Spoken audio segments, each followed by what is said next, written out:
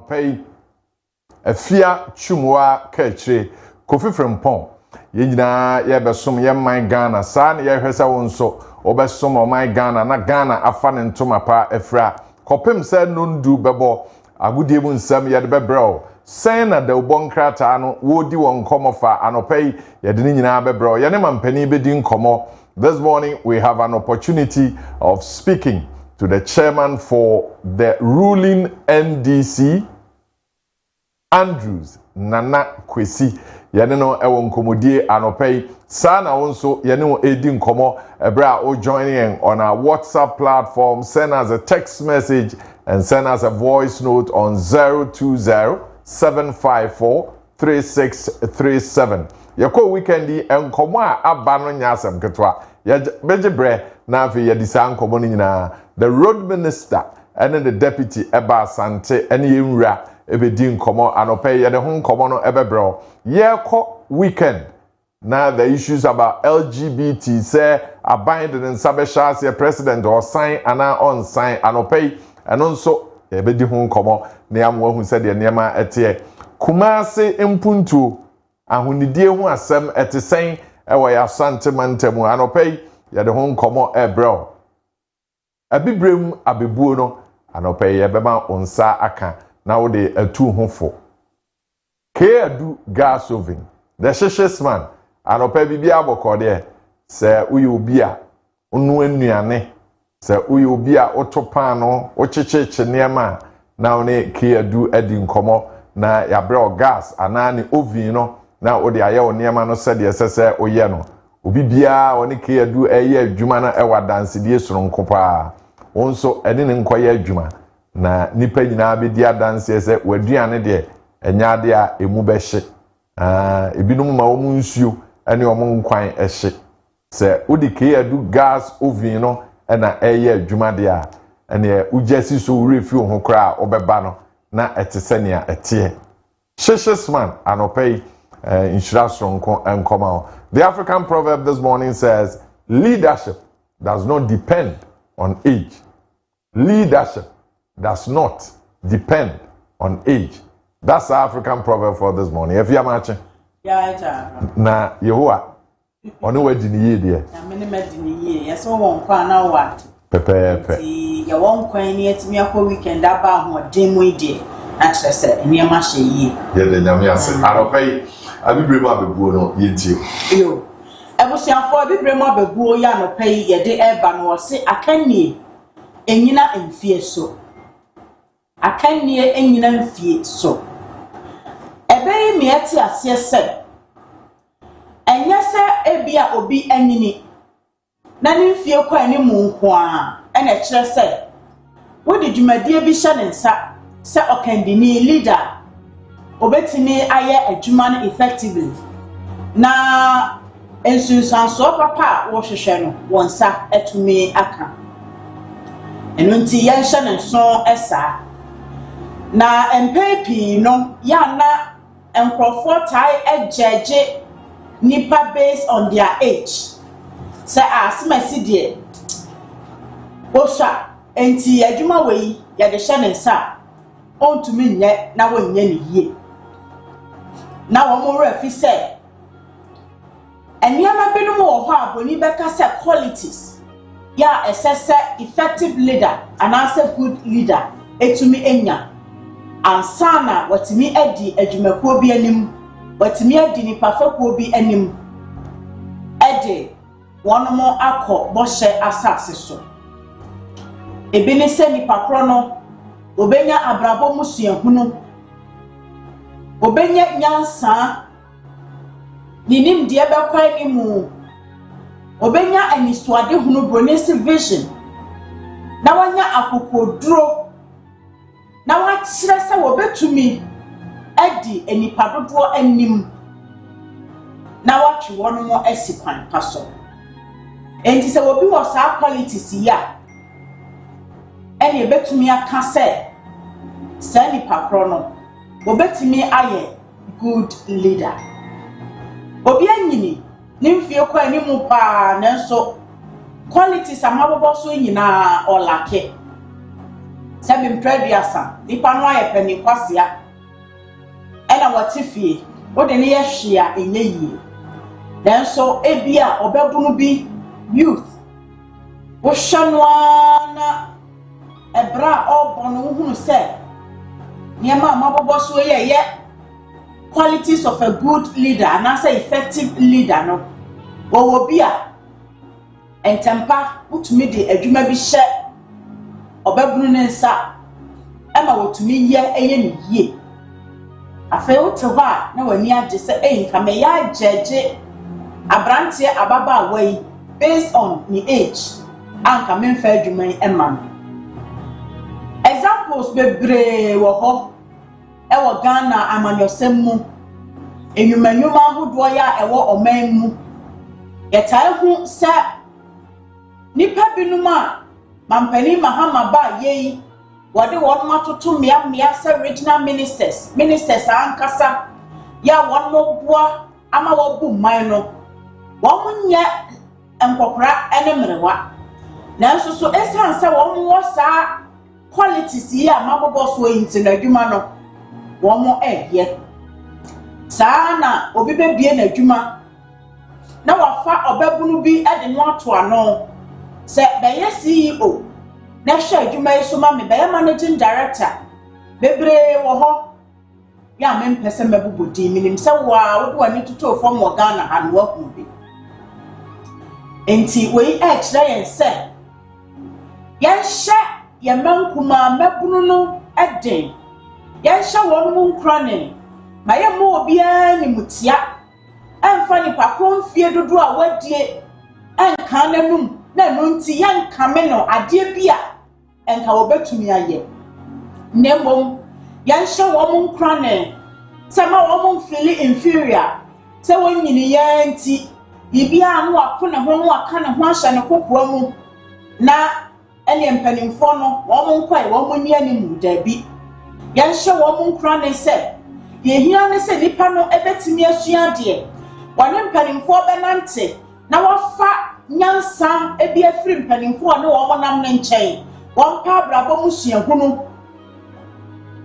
na won ka ne ho enko biaya a ebetumi ama wanya ekwan ede akodi enipa binum so efiri se empepi no a wo ka wo ho ekɔ mpanimfo ho na enkomo bi ni a wode wano etumu na wo kasa na won mutie ehunu se a abrante ababa wai na dwene mu dɔ no obehu na nipa no wo fa ho adwempa ade anche kora no afro me wade wei epesa wo gye na wo hweso ema me entu ye yufa anopai wo hwe ye e wo fache TV so ayennam African proverb bi so etufu say to be an effective leader and as a good leader no wo hia qualities ya mabobo obosoi se wo benya suahunu na benya nimdie wo benya vision bi nwanya akokodro nwatimi akase a me de ade wo ye de hye mensa metumi adi nipa no ani ndo makobo sha asase ne so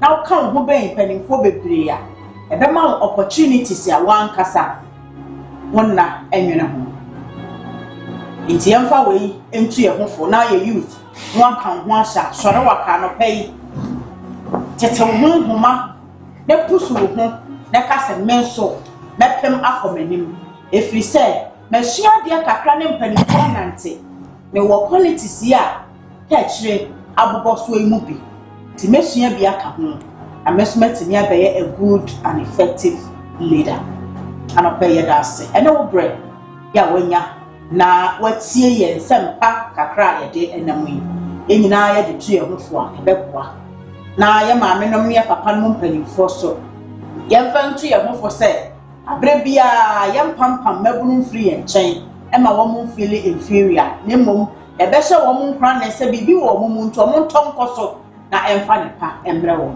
eda ye nyina ye ho ase right anope yenshem komo no ase mesramo the Speaker of Ghana's Parliament in Komono wedi about the LGBT no afi yemfanto so na yenhwe weekend no na me ka ho asem in fact me ka the propaganda beta minority no ede atum na mene asofo no eko say leadership no they are just following what the minority is saying but say oh krena enema no unhu say de eko a ubehu say bibia nsi a esese mampani ede ne nsa ehye krata ase nti yentie speaker ana yenhwe speaker na fi yen settle za mata no.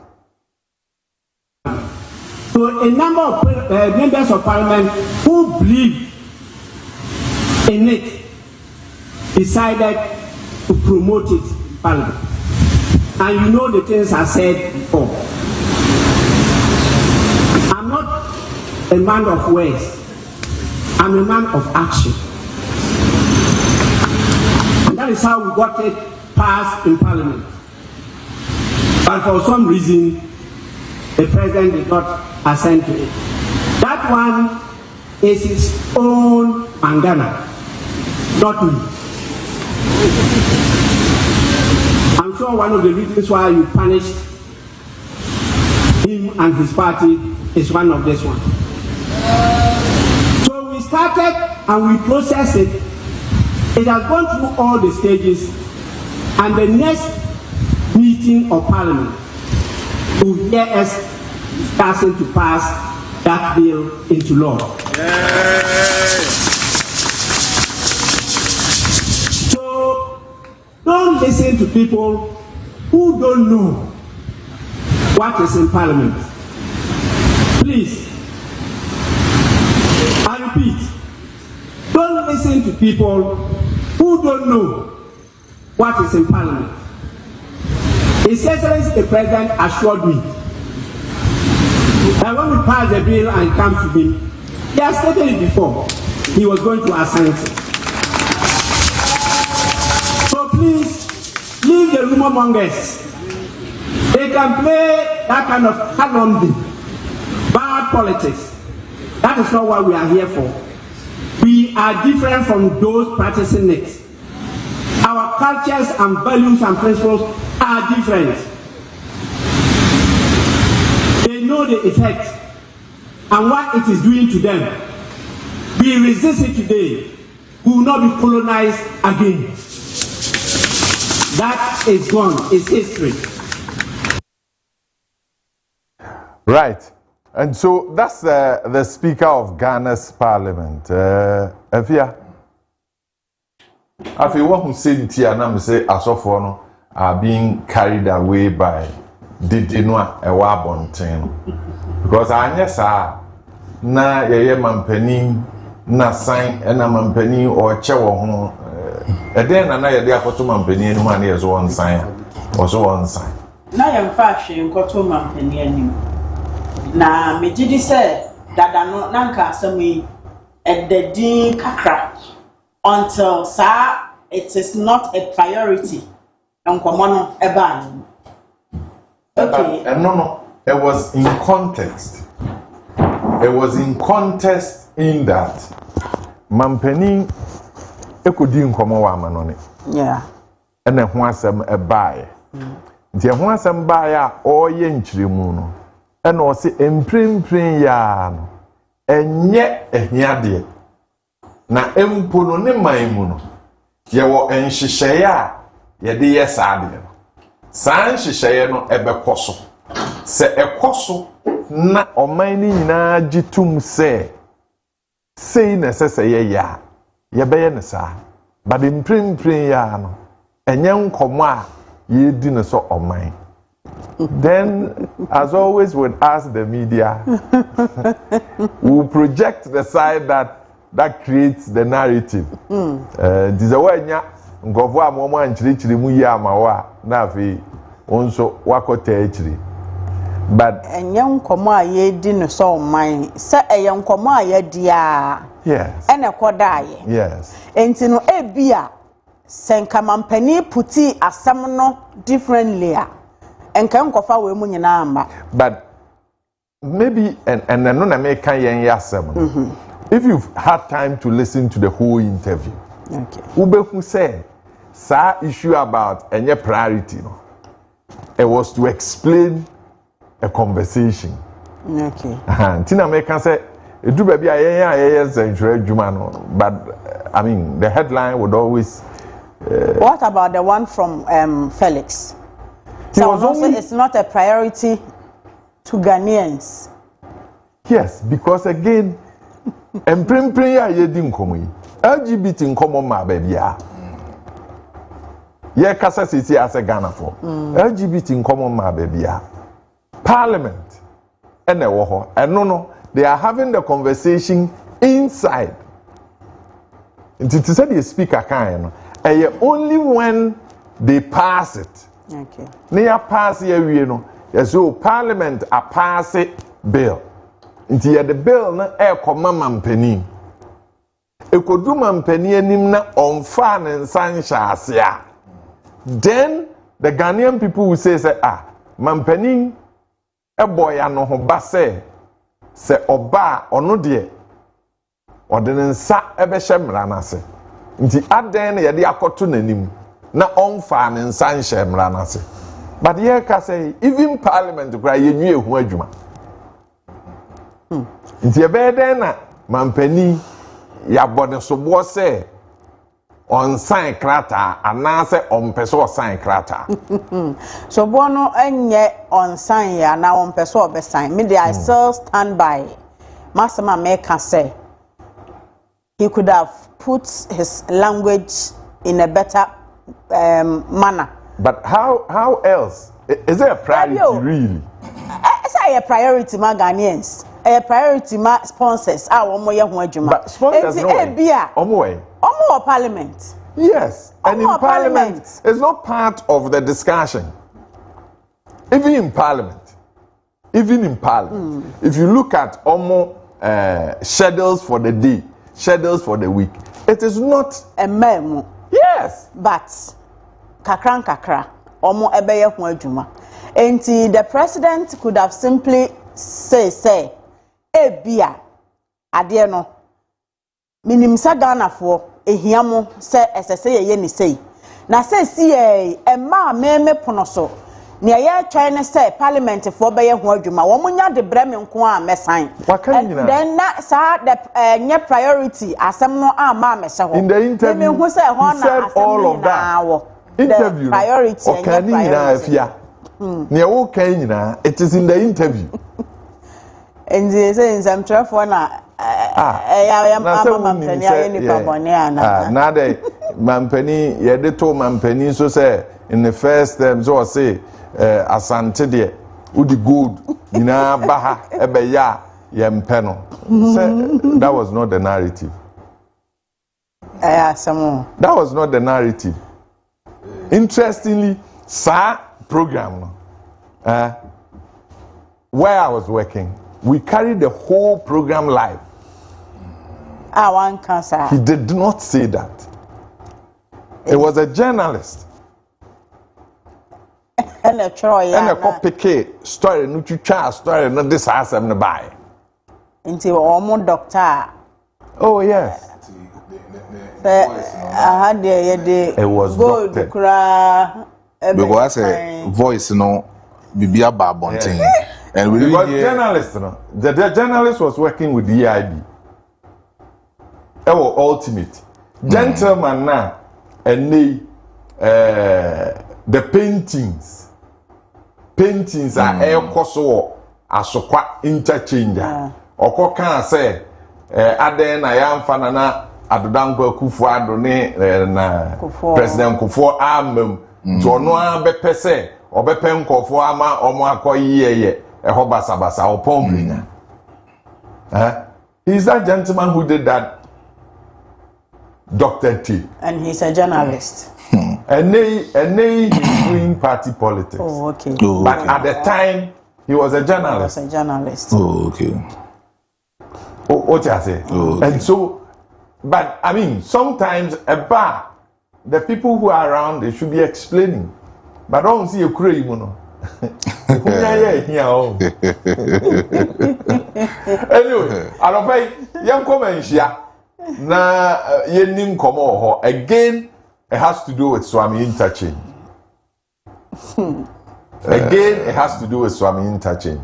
And the before we went for the weekend, road minister, any the deputy, any deputy defense, Eba Asante, and the regional minister Kaakyire 6Am to talk about the roads. I'm sure so Kofi Wona crazy and one some say Ashanti regional minister Beka say akwan ho asem aba mampani o mo ba Yira ho ne ade no. Nti over the weekend no the roads minister came and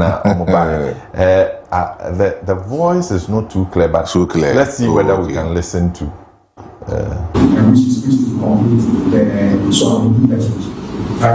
Indeed, the reason is told you are aware that it was because of the debt situation we had from 2022. That is why the project stopped, because it was a commercial. President Mahama has since directed that we incorporate that as part of his big push. And as we speak, Ghana, all debts owed to the contractor in the excess of $25 million have been paid to the contractor. So we expect the contractor to be fully mobilized on site to be able to complete the project before the end of 2027 completely. Something came up and we need to share with you. Currently, everybody coming to Kumasi or going beyond Kumasi need to drive to Swami Interchange or Swami Runabout currently. That was the basis for which the design was made 40 years. Currently, one of the major projects we want to do is to do a bypass or to do a loop around Kumasi completely.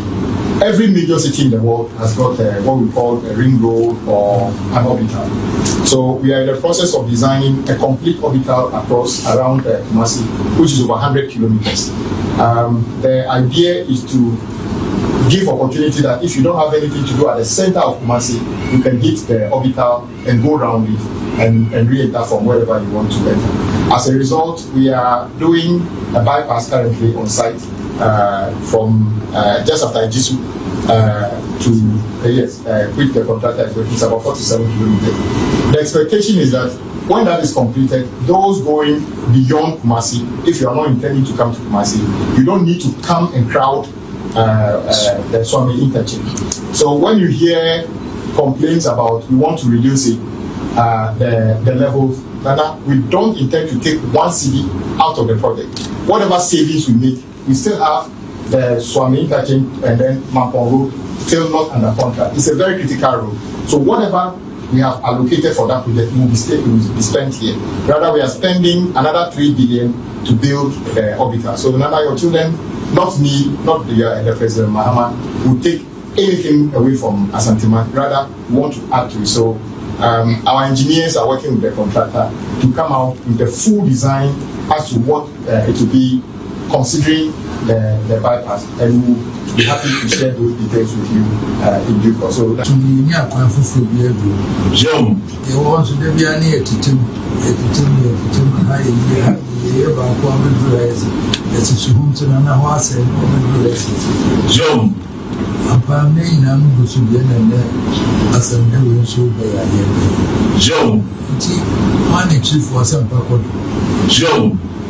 Yamini dance yes I do purpose yama. Joe. Maybe I know baby the choir and first ocean and what baby so I'm going to from Joe. Now we know you need first one I do see can be a ticket. Joe. Let's just say it's me a ticket maybe yes I might be a also no Joe. Much I want to be there 2027. We will go 2028.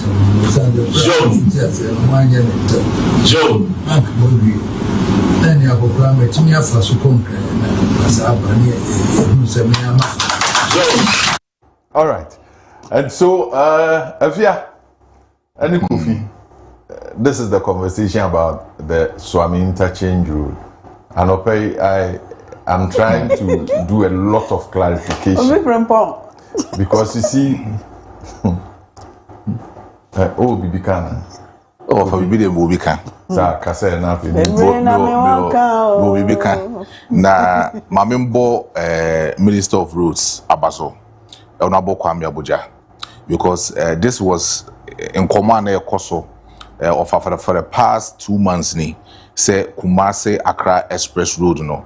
It was say yeah na Kumasi fonso so etiminya bibi na omo so ensa som na benia Japan say offer say omo ebehye adwumedie nas no maba otumfo opemso ho na omo de na bedi nkomo na opemso so tu omo for say he only needs quality road sine be ya so no fa so e de akọ Accra asan so de aba Kumasi offer ebetimi ayesi offer I believe say baby Kumasi ni Ashanti region na babedro no. It is very important say yes roadway the Ashanti region na ehye Ashanti region animonyam offer beka na masanso aka ne biem so am interchange odi nkomo say almost say call back back no mo kono o ma hyase ene o metwa bibia ho ka wi contractor na e wo so wo hyase no ye adwuma e wo ho ahomachi meba be fast wa me ho na ampa machines ni cars esisi wono mo ahomachi 5 o'clock offer na omode nane bofoma no mo ye adwuma no so I mean I think say whatever that the NDC is doing in the Ashanti region it is speaking for itself and then it is purely visible offer me can asanso kan the issue say when you talk about the two political parties are omubetina kunya no so a ope political party ya na oye adwuma kese pan wo kurum hanoma offer the NDC.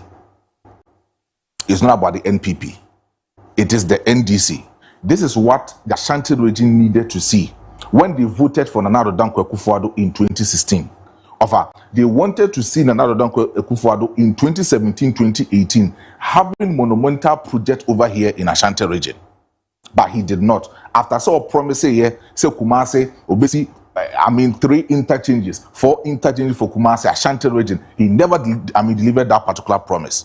And we near ma a bit daddy ama Ashanti region who say what did these two political parties tunes and yeni say Ashanti region the hallmark of the NPP see to about since 1992 see to about whether you like it or not NPP benya majority of vote Ashanti region but say we share some of the monumental project developmental project also Ashanti region you cannot talk about the NPP doing much. It is the NDC always making sure say they call for the shot in Ashanti region. So I'm very happy. That's a conversation that the NPP would be interested in engaging you. Oh, of course, because they are convinced they say ye camp to Numa Wasantia. Omo ebo omo hu modern pa. In the last week or two, me who say Dr. Keskin, Ousu, yeah, or Jumabi to tell us so Obuye the Ashanti project, the new patriotic party, yeah.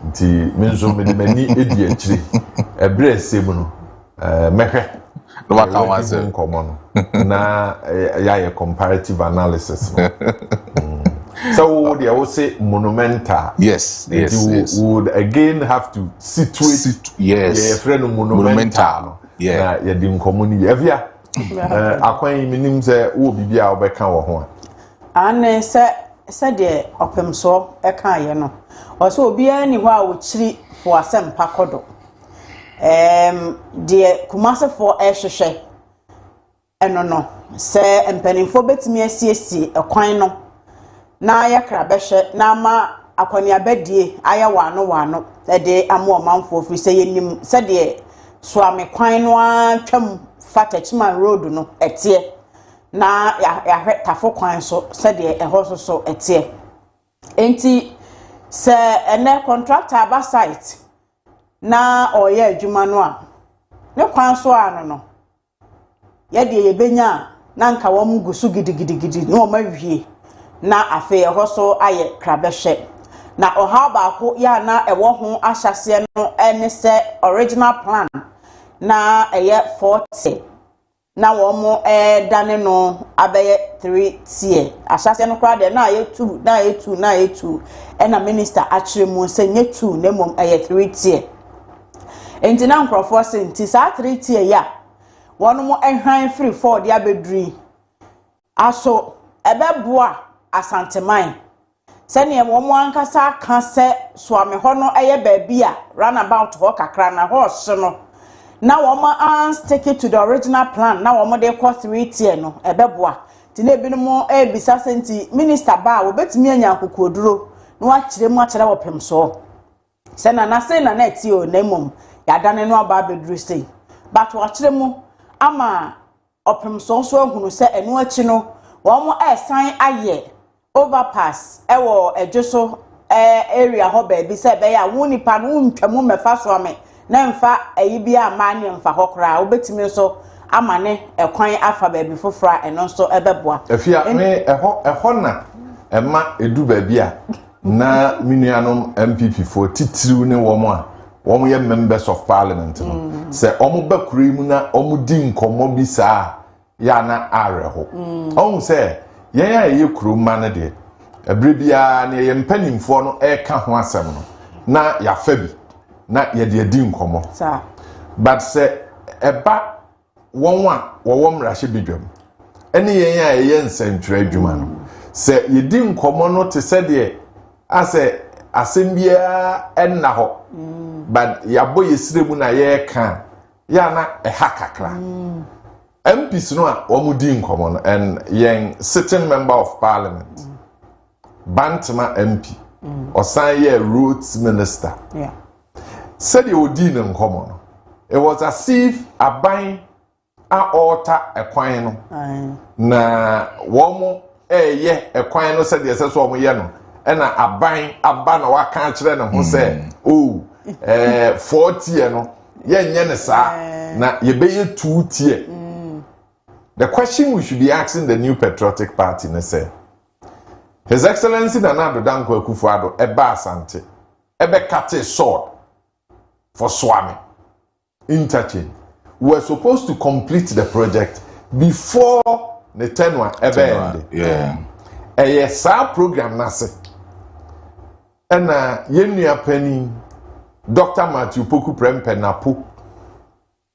Ekodi nkomo sense ndrefo wo krum ha ye nka no kre ye kone ye kogiska ye ba na enema pa the new patriotic party aye no ye nka ho asem ema nsendrefo ne no enya asem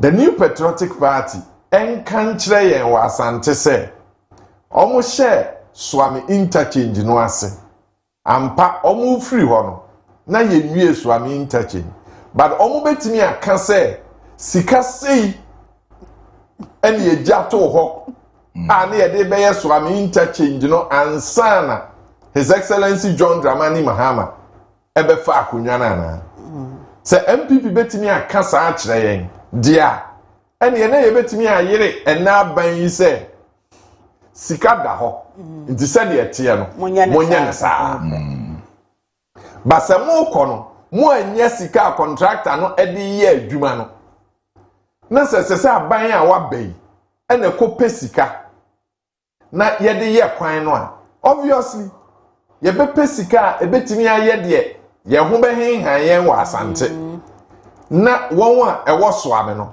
won nso omo asumbedwo omo and so government says that we are doing a ring road sa ring road no enko hia se eseso obia be wura Kumasi mu ansana baby a woko no wako se baby a woko no ehia so ofa Kumasi kronimu a obefa akira na baby a woko no wako se enu nso si a sa pressure no a ewo Swami interchange no so no eso be den ebete nti ya ye no awie ni ya wie Swami a ekwan no eda ho a obia eye de eseso ye no adwadifo enya mfaso a eseso munya no na afa sika yatimi aboa no ya beye ntoaso no a esese ye ka ho no asemwe eye den na sa asemwe yetimi di ho nkomo man krofo ti krom ha se ena ye beye demonstration ena mampani so ameya mampani ameya den a ntimi pressure no ya ne nkrofo etina krom ha efri bra president ebetwa sword obekate sword se ye nya hu adwuma no nesika no we obekate sword no nesika no we me kaisa former Ashanti regional minister kura be di nkomo say mensa arabo say mensa say ye be wie sa project no before elections sena sika no yes ye di tu anamo wo ho ohawa ba ho tina ye ya enyi aden na mu ni ye medi sa ankomo no na mu ni ye ndi go se ya nchiremu abai minyaya nanka ye free members of parliament a wo mu kure mu a na wo mu di nkomo no se nkomo no omo be ka ne sen bi abusiafo amaje bre na mo hwe Daybreak Jumedie wo Fache television so obetimi anya akwanya ho so watchra adwen wasend a voice note text message and a WhatsApp message on 020 754 3637 020 754 3637 what the ba you be kan ni nyina ma o join on our social media platforms TikTok, Instagram, Facebook, YouTube, Fache television. Okohwa nkomo ayedi no anopa infoni ni nyina etwagu ohwa onso obetimi aboa. The X platform, you can also send your messages. We are live. Anopa yedi nkomo Kumase ene asanteman empuntu.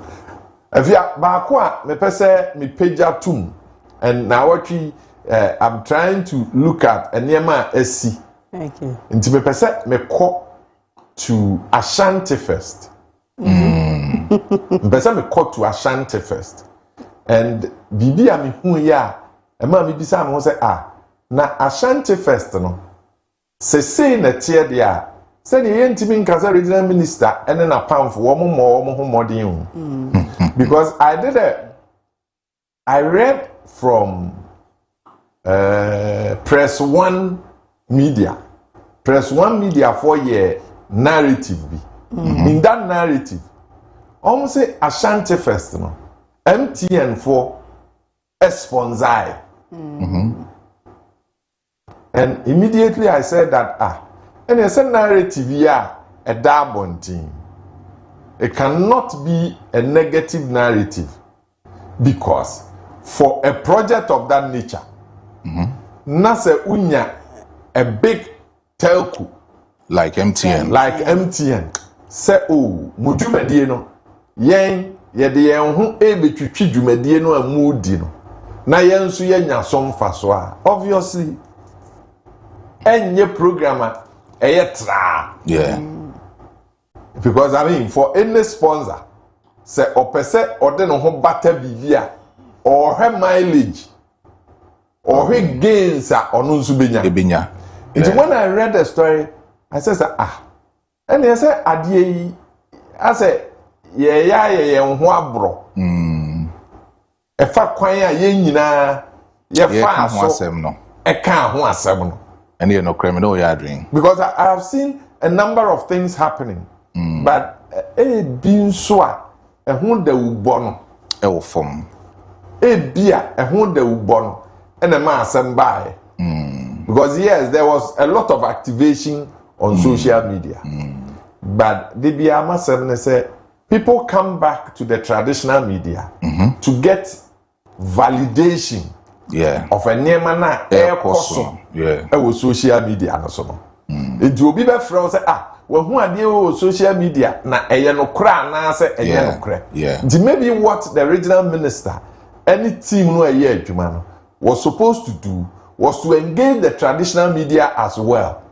because all the publicity now traditional media were quiet about what was happening unlike last year in the Wales they had a major telco company supporting the Ashanti Fest any projects now I think that kakra ebia ema kasane adene ye say enye emwa ene adeno eye coordination and with the traditional media man buy but to have a program like that with a big telco supporting it I think that it was good maybe going forward be lazy with the traditional media na yahwe kwan a ye be fa so a ye betimi ama eno so abeye bibi kakra de ama afia Kojo Ashanti first na program na nye bad but said wadi kan aka no publicity no na ebia omma no omodo omani see social media so more than the traditional media.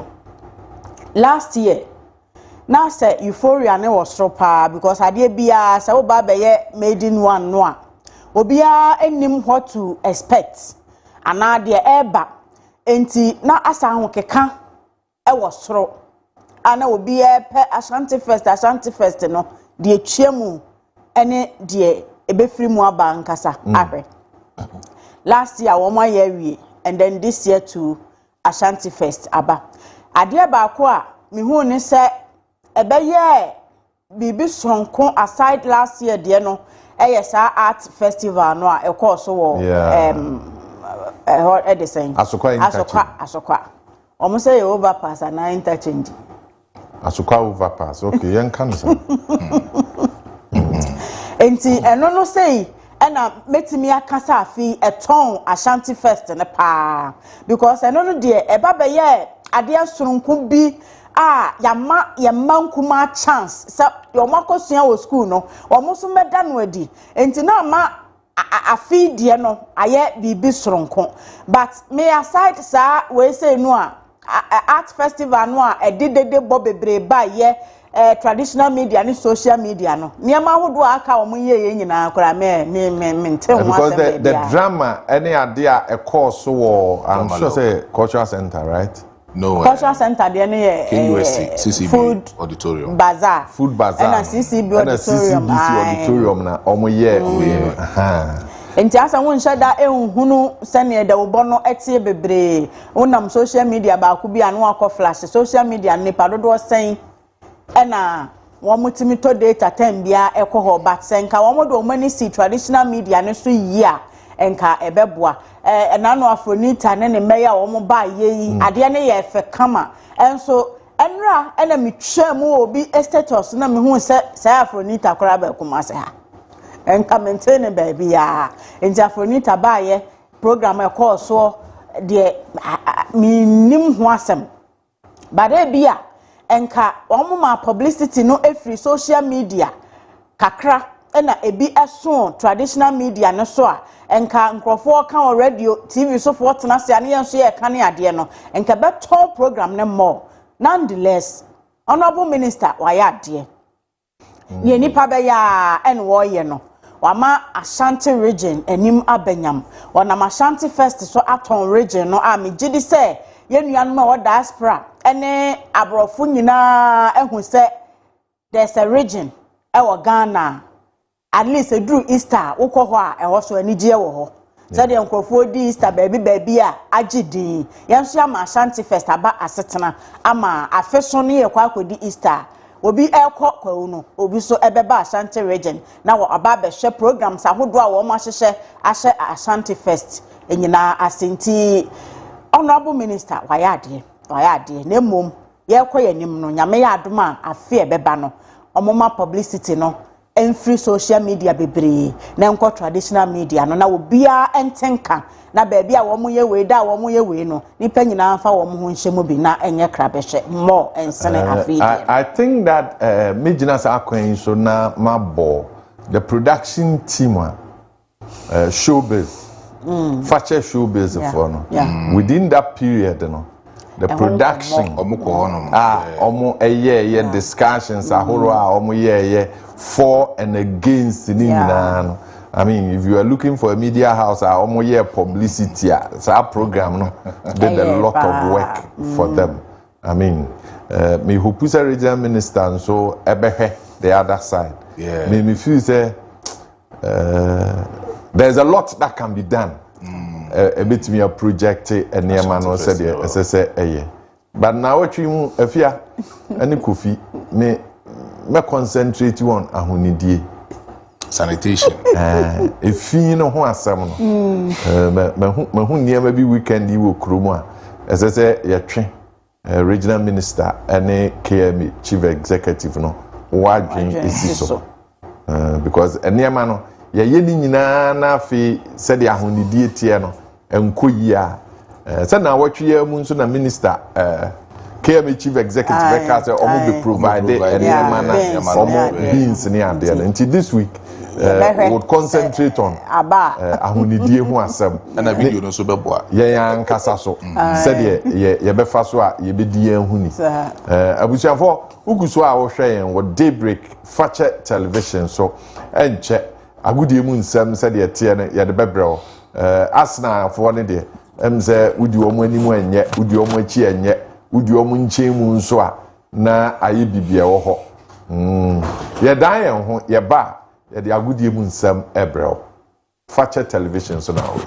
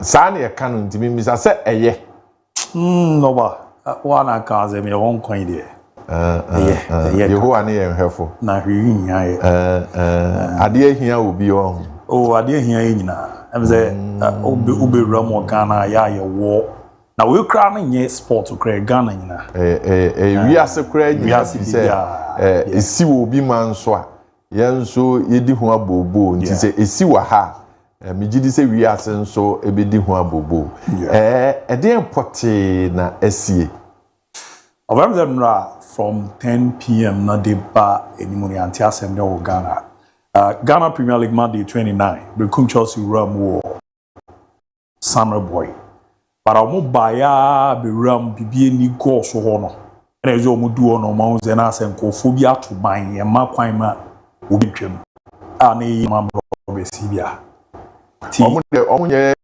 nuanu mu o ye sa no ntembe basa no pe omo ye mamofo omo ato ban ye ma kwan ma obi anko ne ade Chelsea driver ni hu ye no oye so the bus na chi ne beba ba be 50 meters di ra ewram e no obi se players no obi ampe bebi mfa keji mrikatu ni tutoto no ne ko ti asata na dwono around be 10:30 11 p.m. a nya report na oze Brekum ze de Miami di nti no ye benti medi ni commander boy ni condition ye critical ekwe ni mu kakra ni nya report ni se wa fi o shen komona over but for yen sports clubs no say omutu kwansa don't they have police escort things there was Ghana hano one thing is incident here say we are aba no ombe mo escort no for 1 month to majai so what it means is that they don't have police escort dabi time na men kai kotokofo ya o pole di si ye no ubisa man sha oko park kra na ma kwan ma men player o ye ma kwan ma mfa even so bottle water kra ba na ye jagu and Iza Kotoko years ago mu tu kwan ba na jeza di Kotoko say omo mu tu kwan na jo ba bi o meku bi ade son meda te ze no mo ko kakwa kwan no wa o meda no pa wi no maba ti ni nyina na baba bisi league ne ntoto ye nneama bi ama yentis ni bisi kasem nko ye mo mdigeche so yezo obema team na da obeboka cannot be so similar. And you best one back. Anopen koma mene kofi ne afia edi no.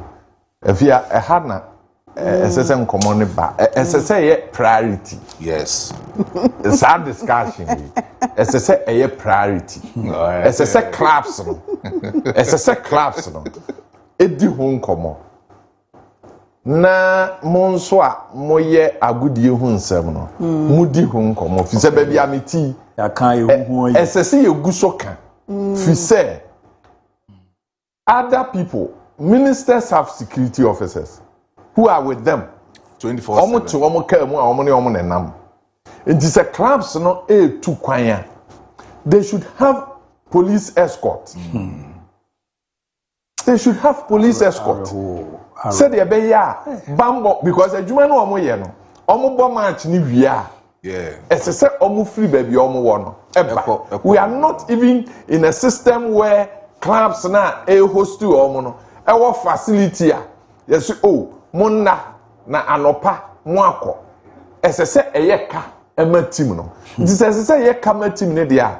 Then team ni niska omo de dadia. We must have a police escort that takes them from baby omo wo no to baby a omo ko. Because say ya ni edi ho nkomo wi a enkosi but there must be consistency in this conversation where sports presenters no ka ho asem na clubs na so no Ye ho adwuma when ya yakoshia ye ma no extra ne yasama na another term na eko eno nko na omuni wo ebre yo no arewo sem crazy a wom ne say abusuafo no we omo mane omo nuanom bobekum Charles and every maestro ebi mo frɛ players ni bi number so omo nyomo ye okay omo obibie ni ye tie ne ze over galancy sense du za amana de da e na omo atiasi room offer obi anim obi ano na mu room na okɔ ebi mo zo e ba sa run for your life no omo jo omo phones ni omo sika wo car ni ti omo room ko ball search for fast ani mani na e dize common ayate no eno na ye ka short yi wo mo maka na minor man changes a omo nya omo tisi room ni ade dize ofro nua bia na abusuan ni bi na nkwa omo yoki yembo bibia ni Go Stars omo CEO na baso ebe no ti ya ye free na na wo so ya arrangement ma police for ni ade ko hwe empire na no omo ban so obehu ti na because baby omo fire ni wura no omo nam no galancy ni amena na hwa na no so no akofa asemabadi ebe de ya te no ne report ni allege ze Indiana Stars omo play obolo mo brekum Chelsea your friend Dominic Frimpong. Yeah, the other Chelsea na enya ka Indiana so. Indiana Stars on player.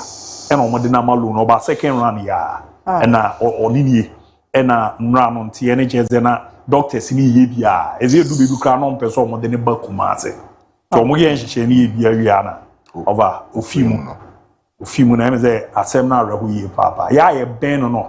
And rather me hu ne start na ohwe ne last year the tour na WhatsApp na okaso no mo wo ne ba asase usual mra no merene na read the next one and command no was like so girlfriend castle pe wa nya no kre nyame ne do pa no reasons ana okwa no nyame mboaye na kruma asem na ofe ka no nyame mboaye twaso na fa de aka na kan ye ho nyame mboaye Oba, medazia dindi ba mamenko na minni nkomo brekum Chelsea o maso communication member Isaac Obia J na yenene nkasa oben ya mama sheri na afi so no mon kafra di on komo ne nyen komo pa e nkomo enyina etie no aboye pusa ano eden pa me ba jo fa ewura mu kakra ade na hyase ne sere niema esie ko ne de etete no sen ya nkasa na esitie kwaku anopai bamema wa hwefo no watiefo nyina ache and said we dika ka no eden febra ebobe 10 ebisi sabe ni kwaku die nipa fom no enya sempetwa but ebeka say no team no komo game against Tamate so on their way coming no omotra baby cry friend no achieve and driver no who from a distance say want to bury our fine so driver they try say okay distance they would know nanka obetumi a reverse nanka wa see players from that incident na ibisi no so driver ni you obetumi bia but want to be I need enough it's you three be do on my players they say omunti e may be mu see that say omutwane into a career run for your life.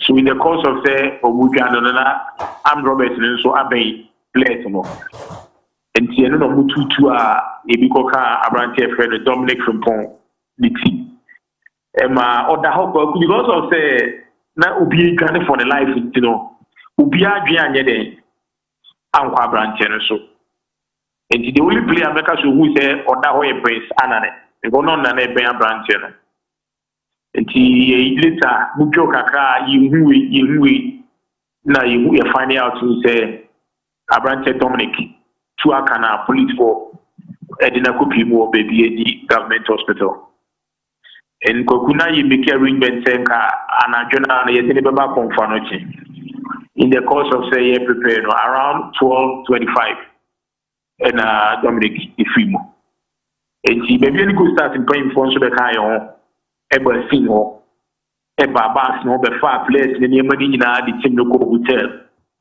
amelo ka se baby any former place ni baby edai and hospital so na agriculture ni baby any paying for the ho ti ko kumuti ya no credit CDCC I don't know Cheche mu kakra emze report no cheze the Dominic Frimpong here player of Ediana Stars are joining Brekum Chelsea on loan kwame boy kakra send is it here sa na sa nkomo no so tie ye kokwe no credit enti anope nyina no many days see of Adriana edging come from no anadwena bi sisamri because Dominic joining Brekum Chelsea second round from Adriana Obolo Ediama Brekum Chelsea and the DS no enye Brekum Chelsea nko Adriana is a part of it because now you need Adriana point for na anope ye prepare say ye be ko abrante ni kurum now officially ye did yes na court to abusuan anim kwame boy kakra na Dominic ofiri he ne ho asema nkasa te say mo ni ye adwuma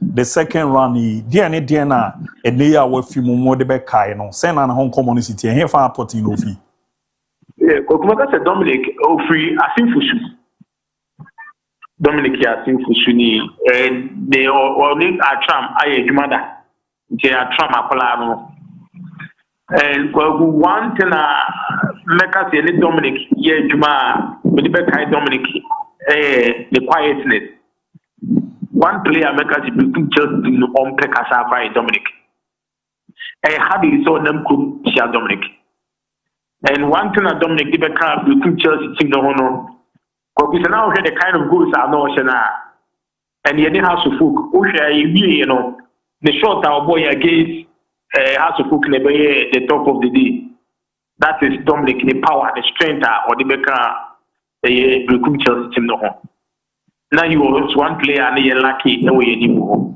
and over will be making a lot of differences Chelsea setup so like I said Dominic or the BB Cops but you know like I say any depending on body no okay are who ye papa na nkomo no so ya me anopia maboto because bibia be fine na kwame yakwa ni no pressure e wo ka enhyehyeye na mayese na mu miti abusuafo no ani money Ediana Stars mpemfo edi nkomo no the other players no so no asata no pe se no mo so no mu ro ma hwe omo condition ni sitie e wo bibia ni ogumene players ne bia kasa no pay many the team captain Prince Adam ya kasa no pay free no more sorry free obo hotels but nkomo players ni yiti no gogo enyede nkomo players ni yiti ni enyede because uti nkomo mu dida some of the players catch me say a bad thing say bia this particular moment you know or before the boot class or good training ground even time I no want to say boy they will cry no now you mood nkomo na different but so after say omuti say Dominic Uno I very hard for some of the players. On camp, everything BBR say will be good just camp. BBR say. aha adwen enya yesi no ti nimanimu ya de but minim hye a mo so my mpinfo mo lead club no mo ye dia mo on my rival ni no beba ana mo ma jo mo ame kakra na ma ye tutie bi dia mo se fi ochena kono ma mo ma ba na sa decision no for na Chelsea mun take his decision no no kwakwa satna fe na empaifu edi nkomo as to kwanya e be fa so say the CNS say police take statement yeah and then it's very late around by 10 something at the year internal pay no place local committee police for no na you be a no but the committee say you na police for no say now information you we free club no omonya then na ya make arrangement na team no at the attribute Pade Kwame mon shedding na ya mamo ya akoso we on komo we ni nya nkomo pa em me from no na dwena metie no me ni nkatae yo we ya yedi mu na are husu ye papa but finally after Dominica we fi ma are hu me giri the other ones no so no obi anu condition abeka say critical na e ya de anu edin bia no kwaku as at now the place do bia ho ye obi I fully fit. Mate Kwame, you better asisa no pe ye tun safre wa oba ya nche mu bi obi a ode abre live on Fache TV. Mon hye mo den na Bekum Chelsea Biana Football Club bu shen na aso. Ya mamo yako mon kafa. Enti eno ye nua ye fe na Isaac Obiaje ere ye ko ne ne kokodi nkomo from Bekum. Emzenra areho sema isi ye na ne ye hwe na ye dion komo ne adia na ye nu friend Dominic Frimpong said the bia mo fi friend 80 million na Branty ni namua from Eduana na second round ya wa join Bekum Chelsea amze wa shas ya benkumo obogus no erema Chelsea sa nanra Chelsea ko Ramo Summer Boy ni nyina de Ghana Premier League gamer omane sama tesebo yo mudi ntwe ka bakwa omantimi anti omona nkwa mu ba be Ramo Bekum no atrenchem kesi wi akwa to team na namso ama Dominic akwa kunya na kwenhye wu na emeza komo we no udia na udiko weni ma asem no arehu ye pa and he's a young player last time I mean interaction no already a wafa si na ni so a after season we no already obe konkodin akonanim na aboa ama ne ma koye pe timi edi ama no said da bia ye kan no domfu nyame ono ni nimdie ya oyema ne ma ti Dominic Ebusuafo ni nyina Bekum Chelsea Biana Football Club bono half Regional Football Association and uramu so the Ghana Football Association any Ghana nyina me ho yakọ komo no enye nkomo pa aha adwemba no pa ikra no na emzi ye ba be rama no na edin de ba na wo se ba na ye ba be ye adwuma na bibia ededa ye timermanti wie ba ye be ram na mo no ye re ato aso de ama yenko ye nimni hwe the Ghana Premier League result ye record over the weekend na ye mobo so ntentempa na yenko zo we ma Dream FC nra ebo ekanum ema team from teaching my 11 one they set team bako and Karela Shiminu Mapando Heart of Lions so no Eshiminu na fi midiema ebo ekanai ema Krobia Kumasi Asante Kotoko entimi anti Nation FC Shiminu ema Basekoli Stars so no entimi an shebi na tima ye former Samate Sheba Kuma Chelsea an shebi Vision FC Sheba kwa Krate Folk entimi an shebi na Eduana ebo mienu ema bibieni Gold Stars so no etimu ba kona Young Apostles sheba ko ema All Blacks omon so no entimi anti dinoba na oba behwe table no any ceremony common isiatia after the 29 no utumuza ampa ano ayedin ye papa yenhwe na yamobo so emfa mount mediama ababa be di kan 53 points Gold Stars tos mienu 51 points miensa Heart to Folk 46 and after 9 Diana Football Club omo 45 Sama Testoso enum omo 44 Asante Korokotoso nsia 43 Karela United Toso nson omo 42 Dreams FC Toso nwotwe 40 points Basekoli Stars etoso enkono omo nso no ikra 40 points Panda out of Lions Toso du ikra 38 points and afiso no eduba ku ye Vision FC a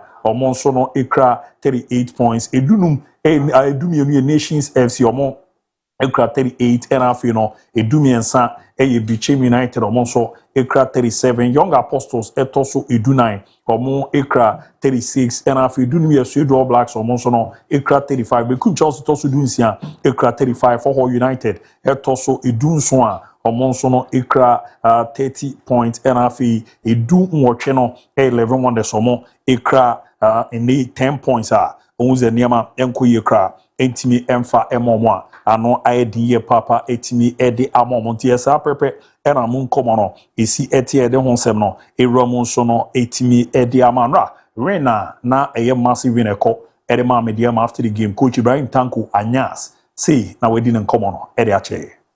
No, I think we were determined to, keep the 3 points here. I think I said it before the game, and I think, and looking at how we train, like I said, the players they did very well, and I congratulate them. This is a very fantastic performance, especially in the first half. In the last 6 games, every game is like a finals. You have to approach every game because if you drop a point and your, competitors are following you very heavy. So we win this one, we will enjoy it today and tomorrow, and then we have our MTN FA Cup semi-final, and then we see the next game is against, I think, Brecum Chelsea, and then we prepare for that.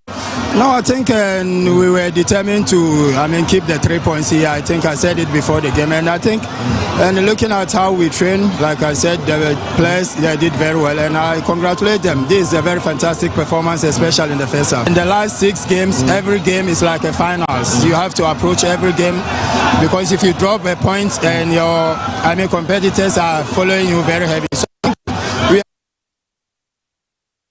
Alhaji Ibrahim Tanko Pomo de tu yanra after so nyanda massive win over Krobia Komasi Asante Koro Prince Yao Owusu on introduce omunye say eron so din in common che. That we lost a game over the weekend and we're trying to put this together. The guys started playing very well and there's just a foul here. They're free to take that foul. He disallow it and they take a shot for it. And definitely whoever you are, you're gonna go down. Now that's right. Yeah, we tried it and it didn't work the way we wanted it. It was the right one. We felt the moment, tried to hold their midfielders so that they cannot give those long passes. Do you think? Yeah, it's gone. It's gone. I can. Etia no ye komane abomo de erituga league ni jena de ama Krobia Komasi Asante Kotoko. Ebere na yemfa afisa ne mpemiwe ba mo no ebeto aso etimi ama na yenkwa ama na me monitor emfa ma dia Monte Carlo Masters no the grand finale etimi ekoso a eliniba ye feni Yannick Senna echi Carlos Alcaraz onu jamo etimi edema Spain man about 2 straight set eboa man ema koyepa etimi ede emano na after the game no we said in common esi ekwa ni di Roma Arena ye feni Yannick Senna after so je no see enudin in common che. To thank Prince Albert, Princess Charlene and Melanie. Thank you so much for making this event possible with all the sponsors. For us it's a huge pleasure, for me more living here and living this moment. It means a lot to me, so thank you so much. And of course, Carlos, congrats to you and your team. You're doing amazing things year after year, and you keep showing why you are the player you are, achieving things what nobody else achieved before with your age, and facing you, especially in finals and in the end of the tournaments, it makes it even more special. So thank you so much, and we. Etia no ye koma Yannick Senna ball organizers na baso no ball Carlos Alcaraz abaso so yiri se mfie twem ni djuma o ye ne de wo ye nim no chezampa ojana na so bo hamane makoye perma lusa no Carlos Alcaraz say no so ball modia after say went me and win djumadi no odin in common the chair. Hello everyone. Of course I just need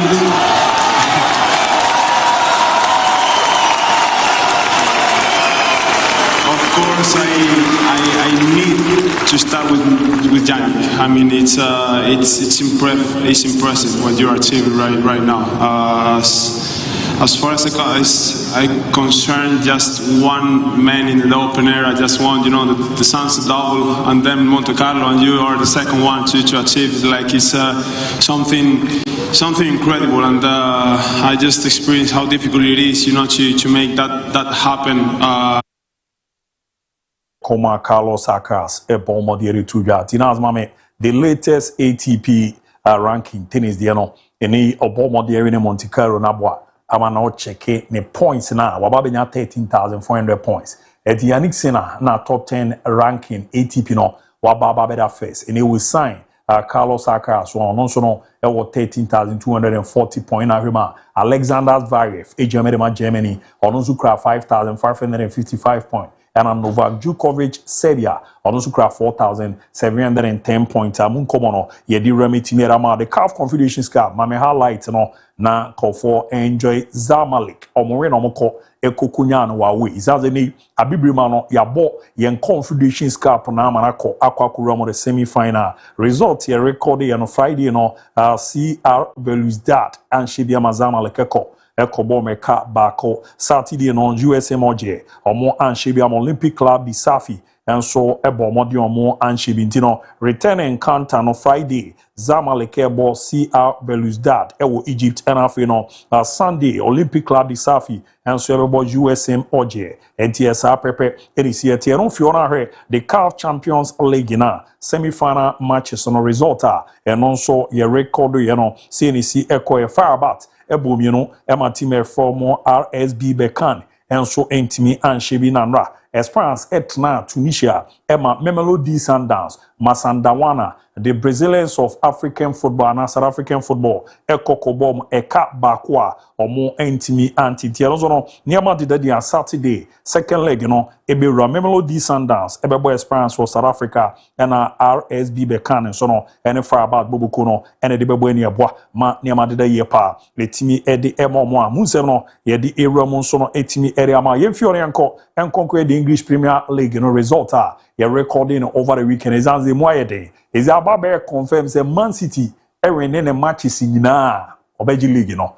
Na Nina say Arsenal esan your one day weekend ya na ano Eden party. I like no and that's why I will enjoy. Say na matches no a shot say Friday and as it bono Urwani Chema Friday West Ham United boy kana move out to wonders and to me and she Saturday Arsenal Esheba kuma Bournemouth eko kobo meka mi no Brentford she mi no Everton she mi na Burnley and she be my Brighton so no ebo mu mi no Liverpool she mi no e ma Fulham bobo ko no enti mi ante no Crystal Palace she mi no Newcastle United etimu ba ko Nottingham Forest Esheba ko e ma Aston Villa sheba ko na Sunderland Esheba ko e ma Tottenham bobo ko no enti mi anshebi Chelsea anshebi e ma Man City eko bo meka no makomba ko Miensa Nico O'Reilly ebomode enya bi magay enso ebomode enya goal ni bi na after no Jeremy Doku esili goals no ede emomo na munsem na no ede ne game ba ko a ebe wram ne Man United omo ni team ye from Leeds United ne bebo ni table no Arsenal about 32 games ekra 70 points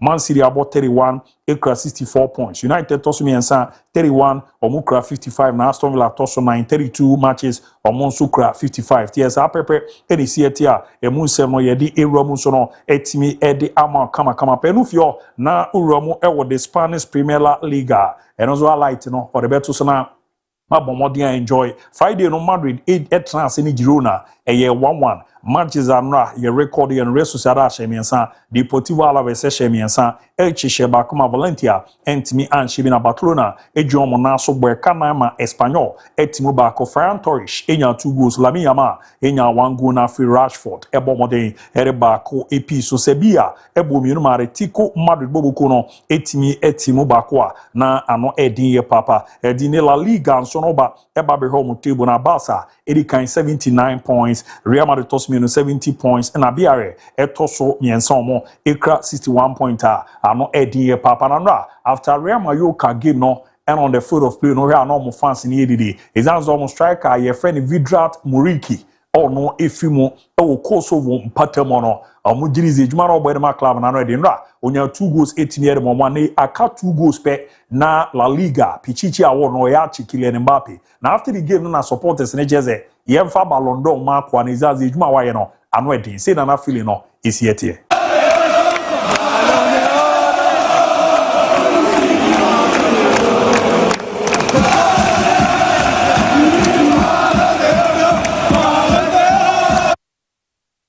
no adi Roma na tumuza anu edin amuriki na nino ne support the chese Ballon d'Or mani na zenra waya bakosem kakrapa in the history of Real Mallorca open player La Liga washe goals doro pa de amom ayo no a record ni kra Samuel Eto na washe 54 goals no a 2 goals a Moriki ebo modern ehye no abo amana ba aba benya 55 a ene o maba kwesem no na ashe goals no ti no a after the game no se boot na ori aba kwasem no Romo club no mo museum koko sinsan niama ebo ma bibia ededa yer bom ti time o sign no we no eno ja boot no museum a ano edem panti aba kwasem no Moriki aba be sign 8 to 1 in La Liga no ono na ere ma yo call player wa shegu duropa e 55 na 8 o 54 ti sa pepe eni sieti amunsem no ye di ready ama se bi o mo no munya ye against Atletico Madrid no mo ne o fan ba ko a yezi ni o butterfly skin disease ene bo mo de celebrity wen no say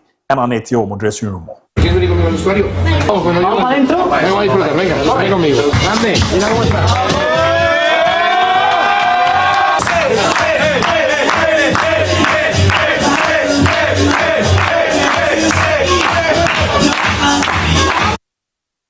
Mo yese bia bobo kona uzo monso no epo modern aje omani eboa mane makoye pa edema ye breniti no ma ye mfensi wie beba but nyambo china UEFA Champions League no semi final second leg ne san to aso wia Lutakin beba na mo update ewa manone afisem no ya bomode etimi edi rembi amade wapem ye call Daybreak ofreba na waba beto aso edi amamo.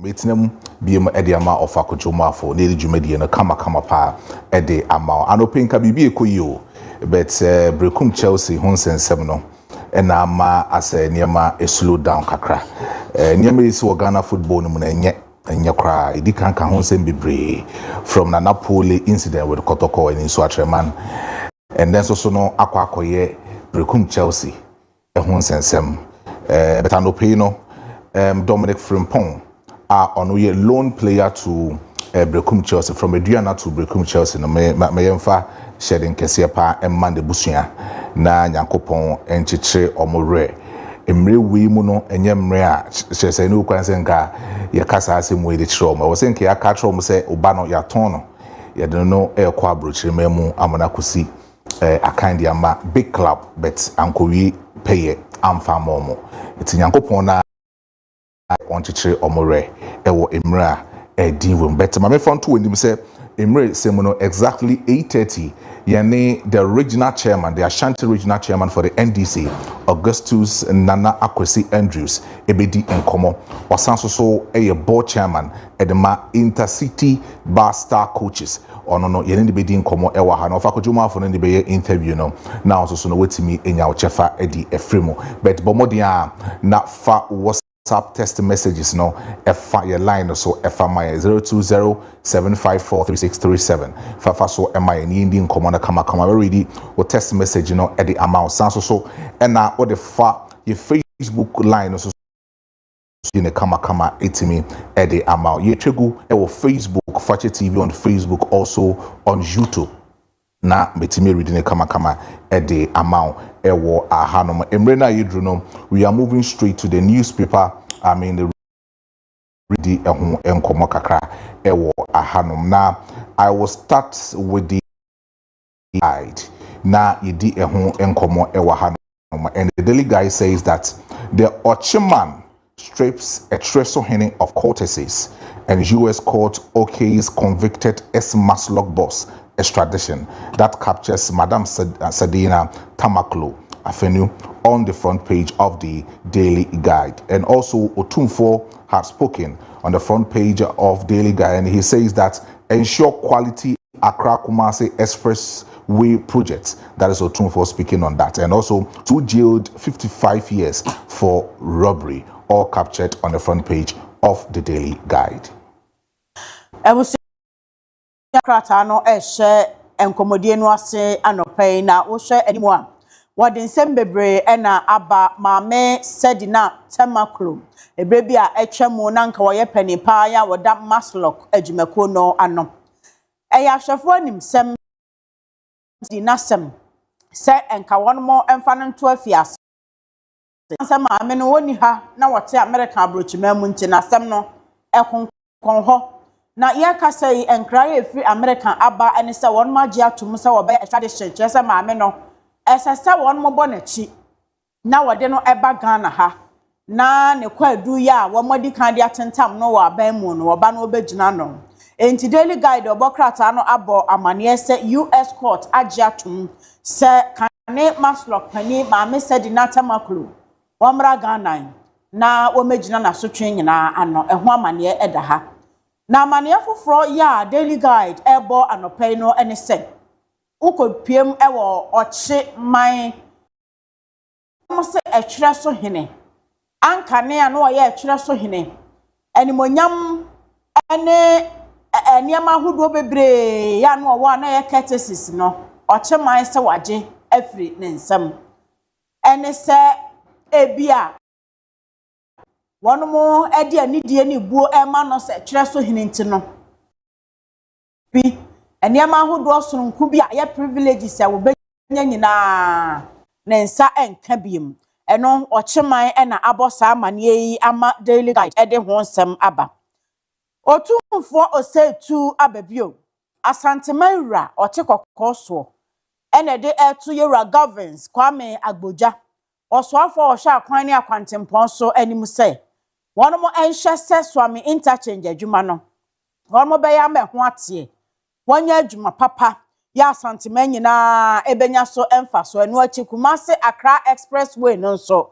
wonomo eya wo mane nya papa de akwan nhyase entutu afe na betena ho afebɔ ede asom oman Ghana ena de atwato wo se nipa mienu ena wakire wono mo de wo mokoto afiase emfinhia makoma kwaduonum num 55 years na wo mo bone a krono wo mo akobɔ krono ama wonti akire wono mo a wo de wo mokogina court no wa hyase wo nkodam emfie aduonum num 55 years daily guide.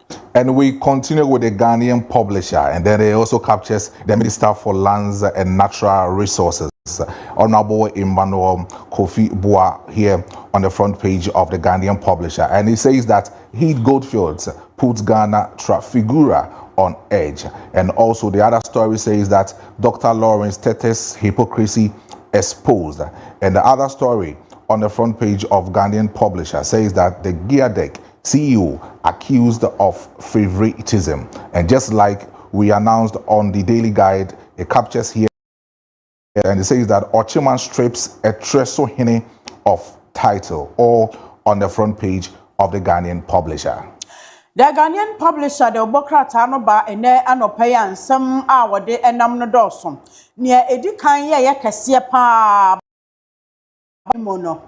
Dr. Lawrence Tete a woye Ghana sofo na watwe wie yenum ho baabi wokodi nkomo bi ena the Ghanaian publisher ne Ghana fo esusu se wopani no woya yanyatwom abandada no abreso kwan no ofaso edi nkomo efa LGBTQ any homosexuality eho ensem ho no aban foforo iba ye no enye saa ena wodi nkomo no yesi fidie echi abo a ni sunku agyan no so ani sunku Dr. Lawrence Tete asha ase edidi saa na Ghana fo esusuo fiso ono anenu mutow ena oka asama mpani John Dramani Mahama ye ne yonko brebo ya wo ne mobile phone number nyina e wo ne phone so enti Ghana fo nsusu nwunu no e wo kan ye efa homosexuality ho a anase anti LGBTQ bill no senye priority ni ade anope ye di ho nkomo no ana na Ghana fo se Lawrence Tete we are a hypocrite nya atwum de ho ada ho ene ye den na asesa enti get the Ghanaian publisher enso e de ho ama afa de dan ni mu biem no wode yewura Emmanuel Amakofi Boa waye osofo hwensa ase na obo ade ne pastor ni mfoni aba ni nyina fa Heath Goldfields na nsen amanye bi baye se wono mo atimi anya 65 million Ghana cedis ni nyina fa bogoso ene Pristia my ensase na wo mo ne Trafigura atenaye no kra na akonte ase apam a cheso mo silly deal na eboboba sa asemi no kra bia anim enti Ghanaian publisher kire se Heath Goldfields ya ma Trafigura ene Ghana animu aguase eno odi era Emmanuel Amakofi Boa ni mfoni abeto ho na eno achi ose Geardec CEO eno yenua mai hene kwabna asante ena etenensa ewo okwantrefo pani a wadaji adeka no Randolph Chumasi Ankra eso se ni dwumadie mu no favoritism eyiniti kire se mi enti koko football bo unua ni mu a yempa ase mawo saa na ekoso ewo na yenua nsam training o man hene kwabna sante so se entwa yie yenyina ye Ghana fo nti bibini na akwanya ne ba na nka obia etimi akoye bi nti ho amane na no kai the Ghanaian publisher the Obokrata na dia ba ocheman ene etwere so hene wo monsam no so edaha anopai. And then we continue with the National Enquirer. And then it is actually having a fully packed stories on the front page of the Enquirer newspaper. And then it starts with the Gizem Bank clarifies that Rubbish's proposed $100 million facility for Heath Goldfields Limited says it does not finance mining activities on the front page of the Enquirer. And also the other story says that Mahama highlights faith, unity, and economic hope at Jasekan Bishop ordination. And the other stories also captures the Minister for Energy on the front page of the National Enquirer, and it says that bust margin must be maintained despite fuel reduction. That is an analyst talking about that. And also another story also says that apology and retraction, that is on the front page of the National Enquirer, and also the petroleum price indicators had been explained on the front page of this newspaper. And also KGL commits 150 million Ghana cedis in corporate tax payment, signal strong corporate citizenship. And also the other story says that over 1,500 containers lost at sea annually. Ransford Jampo is making this statement. All captures on the front page of the National Enquirer. Ebusiafo no pay National Enquirer obapa. Ninsema wodenam no edos papa. Wo hwa ni mo amampani John Dramani Mahama. Nimfo ni da ho. Woni Yera Elvis Afriye Ankara. Wono eneye presidential envoy Emma Interfaith and ecumenical relations. Na kire se enkutahudie ya eda esom fekuo ya ewo omai Ghana ene aban entem wono ene pani a wodano na womo se na wotwe awie ye mampani John Dramani Mahama ekoje asekan na bishop bi wono mo ede ahenche ehye no na wo ma hye na tade se osofopon ene okwakasa ye ene o se Ghana ye dada asetena ne abrabom no Christopher ehia se wono mo ema gidie wo mo gidie etintim pa ewo Yesu Kristo mu eno achi bibia wonom eye no wonfa enkabo mu enka ho bi na womo enkasa emfo my Ghana sikasam enne ntotoe ho ahotoso ene anidaso mu na ba ne saa ebema timamufo enso akoma ato wonom eyem ewo Ghana ha hu se eniema ekọ iye aban ebo ne homode eho amane eda ha na Gexim Bank ena womo so omo kirade bi mu na nsan eba beto odwa se wo mama $100 million loan our diama Heath Goldfields for se wo mo fanko ye wo madwuma eno na Gexim for say wo mo mabosi a ye de ekọ atu afumagudie wo mo nya mining activities bia nya ho no mudwumadie enam enti sansam no eba ye nyina kire se no kure enim enti wo mo ebo aguse ye bosirem kansam Ghana 40 a wo mo mpre wo maso na Gexim for any mining company bia eni enkomo die anase twaka e wo mudwumadie mum na wase apology and retraction kire se obi akoka bibi nipa no wo mabono ama na hu sa asem oka ye na ntwa yie eno nti unya page 4 e wo the Obokrata the National Enquirer mu a nipa wo apologize no retract na asem kire se meka ye na nso meboa ma twem asem no asan ma pa ho chew eda ha afei the National Enquirer ede osoafo a wono na hwe wo jahode ne so Yera John Abdullahi Jinaponi mfoni aba ena wose wom yase ya pagya fan obuo mu na nsan wo Ghana ha enti boss to for margin na cost soro kakra anche ena sa beda di say world market no crude ate aba from international se fan obuo san ya hwan aba from na so minister se boss margin no a wo mu digina na no enyina ho a omo ye omadwene se ye hwan fa ngobuo so aba efom ewo wiase amansan dwa so enti omo so hwan omo de ne so animanimu ya bia ebetimi akofa wo hawo aba enti omo maintain said ye eho ensem ete KGL for say one more the 150 million Ghana cedis ena era corporate tax payment mu kire se won mo tuatua wo moto enyiwaku akese ya e wo my Ghana mu no obi ahwe so obedi ne huni e wo eto etuamu na etimi aboa mo man no anya sika to futuo mu e de aboa empontonyuma won mo guso a hyebo so obekwoso a na wabo adwumaden e wo eto gigye ne tuamu na ne emanyina akoyie ena Yera Ransford Jampo wono so e kire se afibia containers be apem ani ahenum 1500 ena yera ewo omen suhanwa ahodo port containers 1500 timi yera afibia baabia eyera fa no ene ehon sam eda ho nti Dr. Ransford Jampo awoye pani awoda Ghana Shippers Authority ano ena airbossa amanie the National Enquirer the Obokrata Anope na me kaya wo say anope yene Bizom Imperial Global Shipping and Logistics na edi dwumedie no ewa ha medi nkomo we dia chero se wo pedwume ku pa se bi omu dwumedie no edanso ewo se yemfa niema emfiri yekrumu enko amanone ana se yemfa niema emfiri amanone embra yekrumu hanoma na me kanfo Bizom Imperial Global Shipping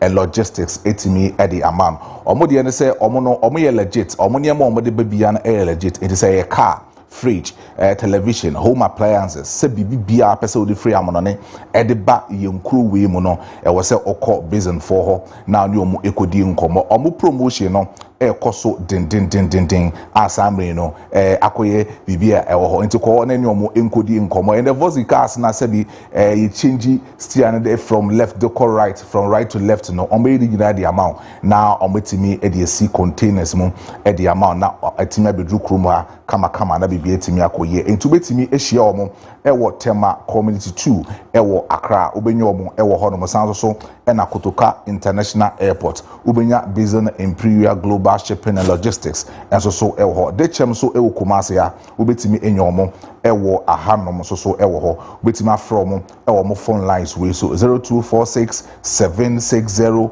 890 0246 760 890 na onyomo edi nkomo sanso from ewo 0587 429 329 na onyomo edi nkomo no kama ama bibia etimi akoyi na mesanso echiremu edi achrewa abrabo na yewo no se ubetimi aba abrabo no edi akowani mu a na ewo se wonya baabi edi uti ato adwuma na woye ni nyina no nyina bekwa akoyi baabi na yuwi adu uti bekwa akoto enti be kanfo di amount se woye adwuma na wo save sika no na wotimi adwene odaache ho edu ti America acho se Millennium Construction Company Limited no omaba yes jumeko no omaba edi ama yinyina na no mebedi nkomo kacho se omo 4 bedroom apartment no betimi abomodin a eni omakodi nkomo ache se nkomo no ya kowie yi edi ama me enti won so otifie o trending eni omukodi nkomo na omo so ensi odan no enfama over 15 years ena omedi omudwuma ewo krodua we mu na sebi upe government contract construction ne ehwo niema a Millennium Construction Company Limited and aban na krampo no agina too much se omudi dwumadie no ede amomo enti se upe bibia efa dance ye ho se iron rods se cement se sand se bibia efa dance ye ho bia no ede Millennium Construction Company Limited enkodi nkomo na bibia entimi enkoye enfama ho enti ubetimi hiomo ewo Bushen na Yash Junction na onyomo akodi nkomo ewo ho no from ewo 0244 274084 na onyomo edi nkomo ewo ho na bibia etimi ede akoye ede amount ye toaso na ye the newspaper review no ede abrewa ye toaso with the Daily Searchlight and also it captures a lot of stories on the front page of the Daily Searchlight and we start with government blowing cash even as cocoa farmers suffer. Not Dompre makes that decision. And also Bogoso Prisia mine at risk. Ghana risks losing key mining assets over mounting financial and legal concerns. Also captures on the front page of the Daily Searchlight. And also on the other story says that the strident in Team Fojo oppose fresh dialogue on anti-LGBTQ bill. That is also on the front page of the Daily Searchlight. And also the former Savannah Regional Minister Salifu Adam Brimer passes away after short illness. All captures on the front page of the Daily Searchlight. The Daily Searchlight, the Wokrata no etwaso ewahana woshe enimua. Heath Goldfields and Sensemia and Wobo Amaniese Bogoso Pristia mine no. Enyama enshada enkoyi.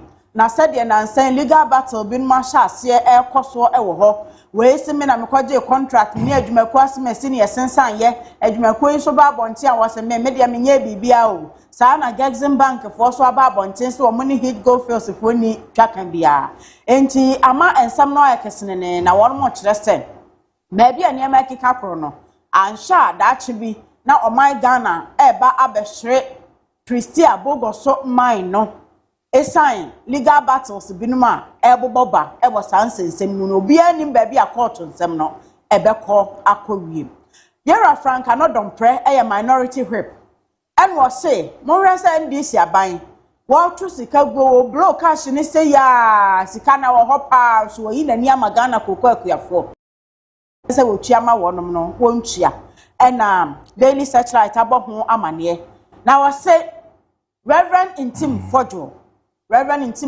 kasa bebre na no den ewo anti-LGBTQ bill ene ho nsensem mu nanso na nse ya nkomofoforo aba ya wo mo efre Reverend say momra ne ntena se ese anti-LGBTQ bill yesan di hu nkomobiem na yehunu ekwan ye de ebefa so na parliament apase efre ode a wose menko we so na no wa na abaye hu de sa brofo student no ye dako no ase a wo mo kire eno no se wo ye de kasa fa anti-LGBTQ ho afi nkomo no aba na bra me ni nso a na wabo watabu musa memma enti ho asem eda daily searchlight emum ena roho sem ya eda daily searchlight enimu anopei ene sem ankane savannah region swafo ya na wo hyemantam no eso owura Adam Brima woyare kakra bi ena fofia ntoata no adwa nabamu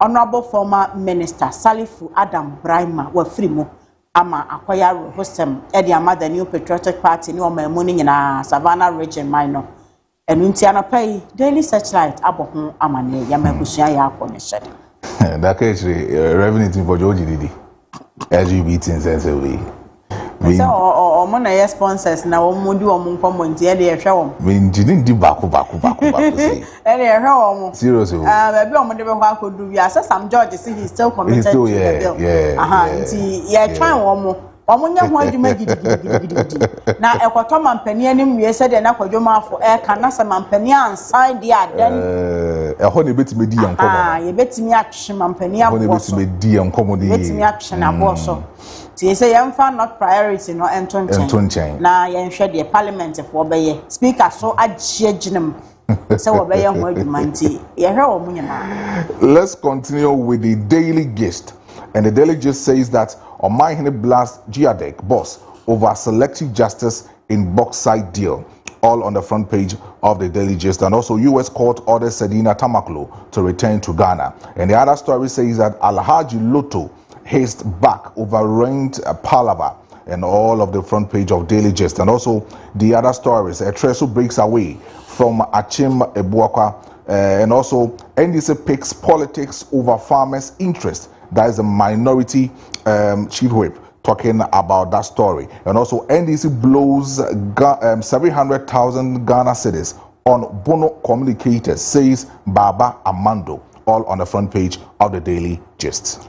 Daily gist just pa na gist awode ema ye ni bie no ebinu mo ho ye di kan edi hu nkomo minority whip nensem ya wo kan no obo aban no so bo se sika wo ho ena wo mo de eye niema foforo wa bra wontu akoko akuafo ka ho nsem eda daily gist emu ena era said na tamaklo kane pani ana woda maslo kwanom ya wono so wadi na sema wie na waka American pani force won san mo na chimfa ne mra Ghana eho asem eda ha na achimebu akwa ene etwere so entawantawa kakra e wona nanom ntem no mo se etwere so se watena ho efri achimebu akwa eho se wo mo ensha achimebu akwa asebim ho mo ankasa ade wo ho ama wo ho independence eho amane e wo daily gist mo afei omanhene kwabena sante die ya mekan ye se wo se Giadec pani wo ye ayenyi mu ntanchia e wo natena ye ni nyina fa bauxite deal ho wo mo susu se ade no eba saa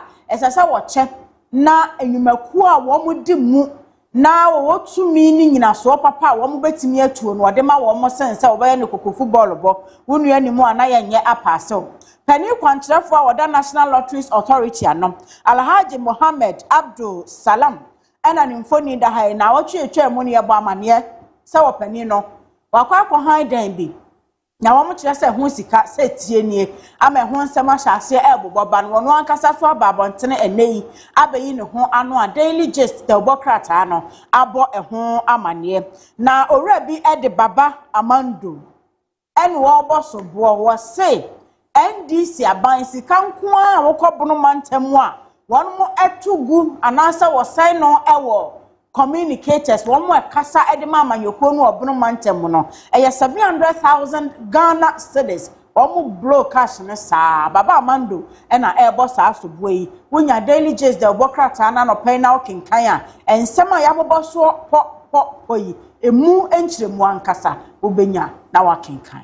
And let's continue with the daily graphic. And the daily graphic also had a lot of stories over here. Ghana to honor American astronaut Christina Koch, and after Artemis 2 moon mission on the front page of the daily graphic. And also government pundits Parkinson on NHIS. Stakeholders advocates stronger policies for disease care. And also the other story says that the vice president launches Infansepim at 150. And also the other story also says that government clears $25 million debt to Swami interchange contractor, all on the front page of the daily graphic. And also Sedina Etionu Hearst home, U.S. court orders extradition, on the front page of daily graphic. Also Republic Bank urges local enterprises to scale up, on the front page of the daily graphic.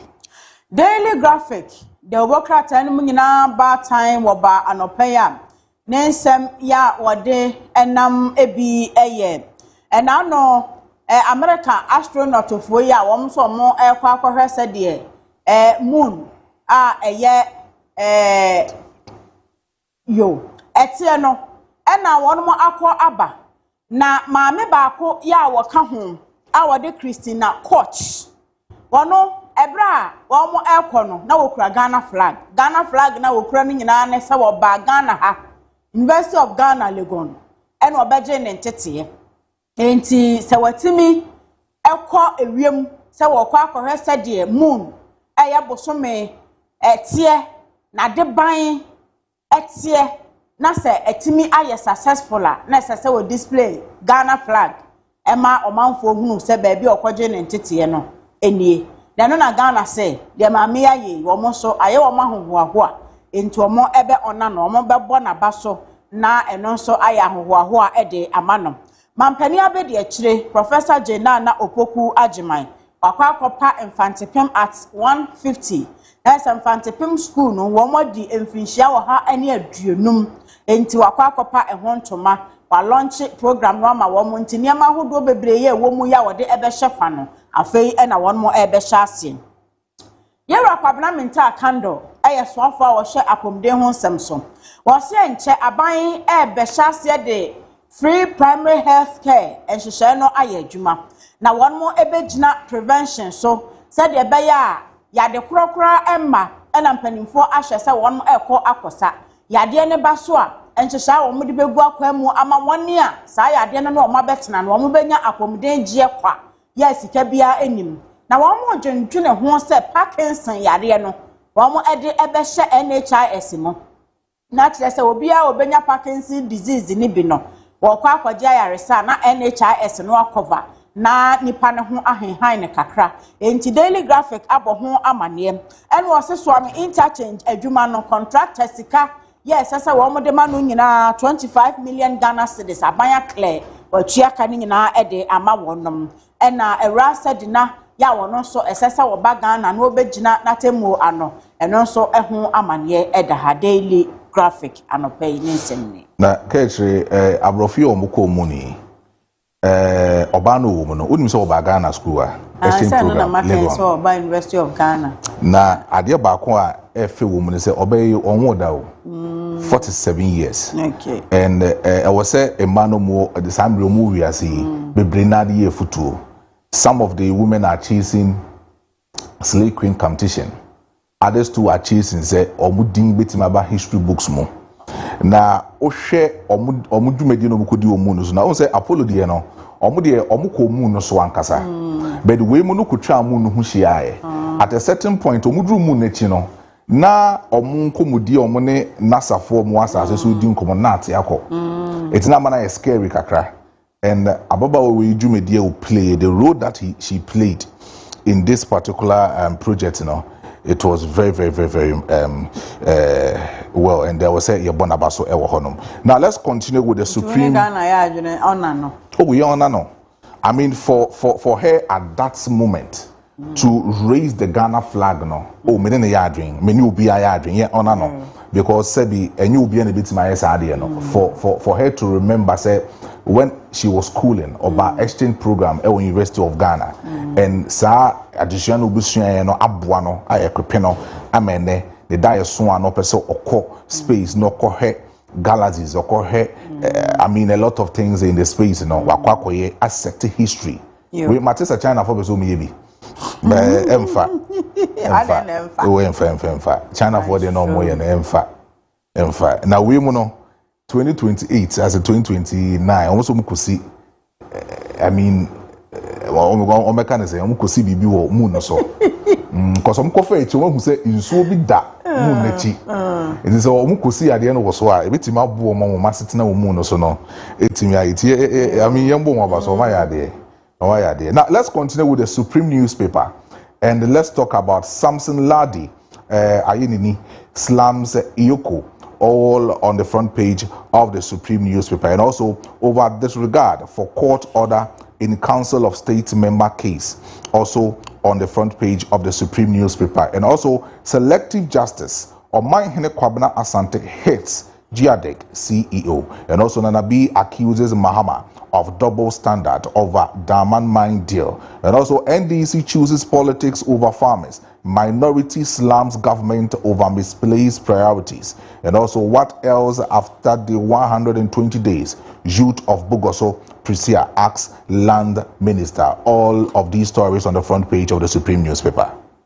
The Supreme, the Obokrata, any day etwaso. Osha enimwa wade Ora Samson Ladi ayenini mfoni aba. Woye lawyer ni. Ena ose no kwasem Economic and Organized Crime Office yokofo anyadie. Na say yedidi di nkomo awade Obokrata emu se Council of State member yo Volta region. Opaninu ni yokofo enyantawantawa binum kakra. Na asem no ewo court. Ena yokofo free court and she no ho atu anamon foforo awo mo pe. Eno na Samson Ladi ayenini ekire se yokofo anya de se wonomo ebu court animtia e won nsem a waka e de afa Council of State member no woni yokofo enkutanwudi anasa ntawantawa aba wo mo ntem no ho enti anopai e ho amane e na the Supreme e de abai nana bi wono so di akotene e wo MPP amanyoko no wono wo organizer anase national organizer National organizer Nana be a national organizer, Emma the New Patriotic Party, MP Plus, and Coco Kwamanyoko. And one also ethnic and sa ewa banso. And was say, a choir a baya faso. Na as an annoy mienu, ewo, Daman mine deal no honor. A quasam passing chaye. Adia no bay you not, no I you, bay so no I ship. Mienu sa dear saying that ye, na say Okoboha, no Okoboha. Okoboha no akoboha sane de entwaye enti nanabi na etene sa wa aban so se wo ma oman no ehunu ba bia wogina poten ewo Daman mine deal no emu ensem emum afei NDC amanyoko ya na MPP ya minority fo no eguso ebo wo mo so bo se ase amanyosam eye wo mo dabro so na wo mayi wo mani ama Ghana kokwa akuafo enti bibia manyomu a wo mo eye na kuafo enka ho bi na sade anodom pre ejina minority anemu na waka se aban eblo sika ewo NDC fo so na wayi kokwa akuafo totwene no eno a ebi na the Supreme the Obokrata na ede aba se NDC fo ani je politics ho abra farmers esu na sese wotua wono mo eka afei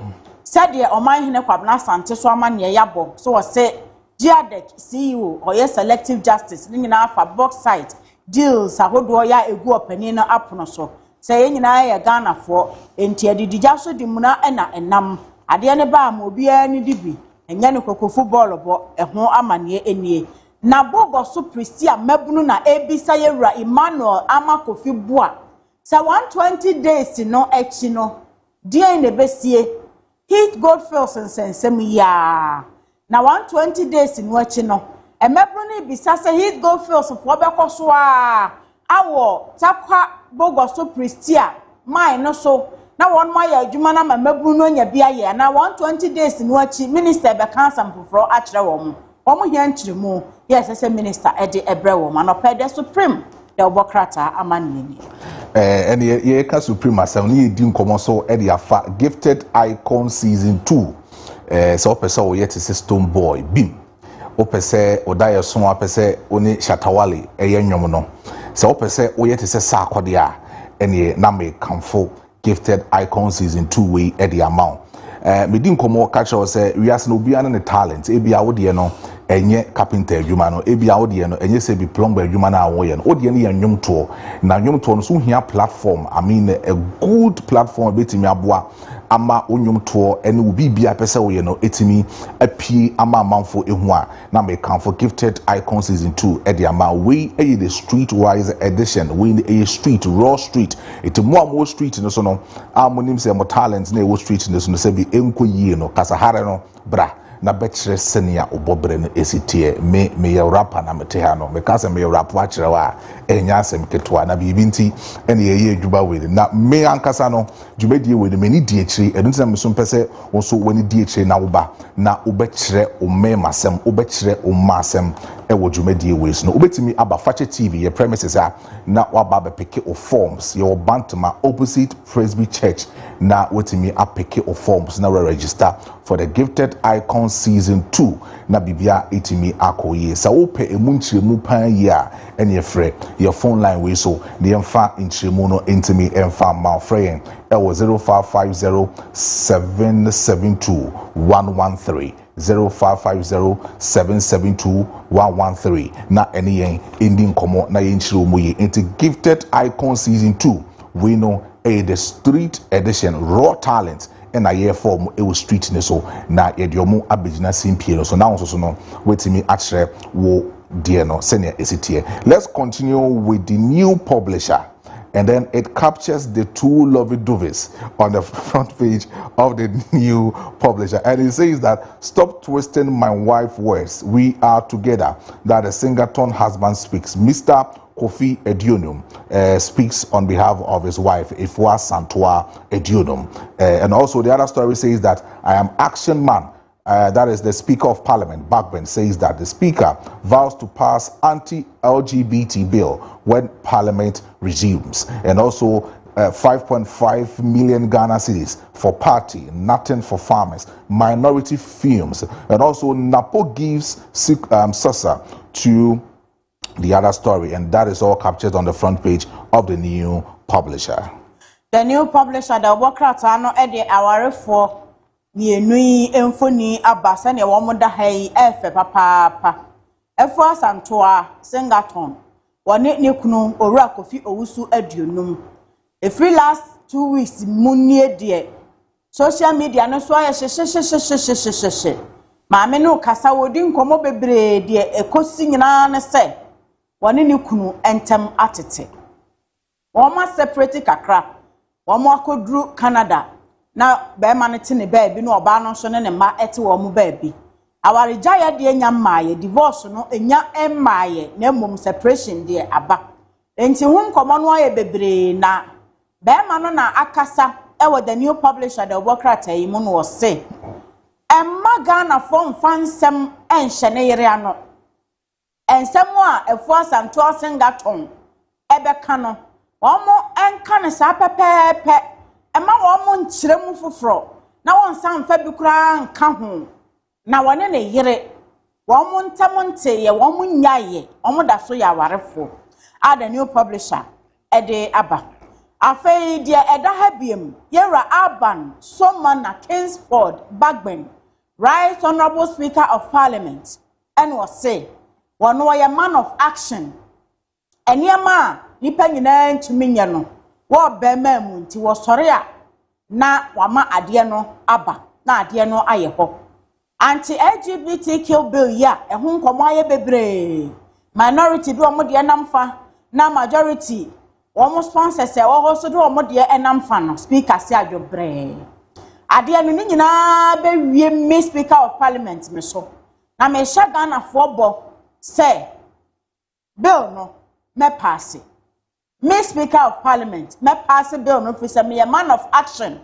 Mentina say a man crofon fa woman no nonwe wa bra ebi nwo wo action no ene hia na action no so me ana meye me na me sore waka no maye adwuma no ama de Ghana fo hwehwe no abamu enti yesan wi a ba bi esese ekono ebeko ama wono so ede ne nsa ahyase ti the new publisher ede ho amane aba ena o kire se parliament resume ya nwuma wo mo beye no emu baako eno no na minorities ensem yai esan eda de obokrata yi emu eno se sika wo mo de ama party na ban de ama party ni bo party ho bra eye 5.5 million Ghana cedis na so akua for de hwe wa ma wo mo hwe ena wo mo gunwura mu ho na wo mo esu na yese ye ramansi opoku prempe na po wa enyame so adwuma wa de moa ama nipa bi anu akwa ahonyehia mu ama nipa no so akoma ato ne yam aya rekyekere e de ama oni kro no enti wunya the new publisher the obokrata ni bi na okenkan a na etuamu ubehu. Let's continue with the news center. The news center. And the news center also captures a lot of stories. We are having the interior minister and also the finance minister all on the front page of the news center. And it says that security personnel angry over 20% rent allowance deduction. That is on the front page of the news center. And also Catholic bishops pressure Mahama over LGBTQ plus discord, and also government ditches unemployed teachers and nurses, rolls out new recruitment policy open to manipulation, and also Gita honors BOG governor over economic stability gains. Moody upgrades Ghana's ratings outlook to positive, all on the front page of the news center. The news center, the Bokrata no enso nam ene anopai ne nsema wode eba no edoso na wose Catholic bishops ya eye Roman asofopon no wo mo nkabo mu ko ya ewo oman mu ena wono mo ede pressure eto mampani John Dramani Mahama so say anti-LGBTQ bill no won hwe se wo besensan na amanu aba beye mra na emra wo mo ahye wo mu nyina no ahyase etumi aye adwuma afei wo hwe de obokrata anu animu biemu a wode osofo a wo hwe afisem so Yera Muhammad Muntaka Mubarak ni mfoni aba saa na Dr. Kasela Toforsen omaifo to samfo ono so ni mfoni eka ho bi na wose omai Ghana bambo agina tukonu madwumayefo ye security personnel no omobo ofu papa fi say interior ministry ne finance ministry kan won ho bo mu no wono mo ede enhyehyefofo bi aba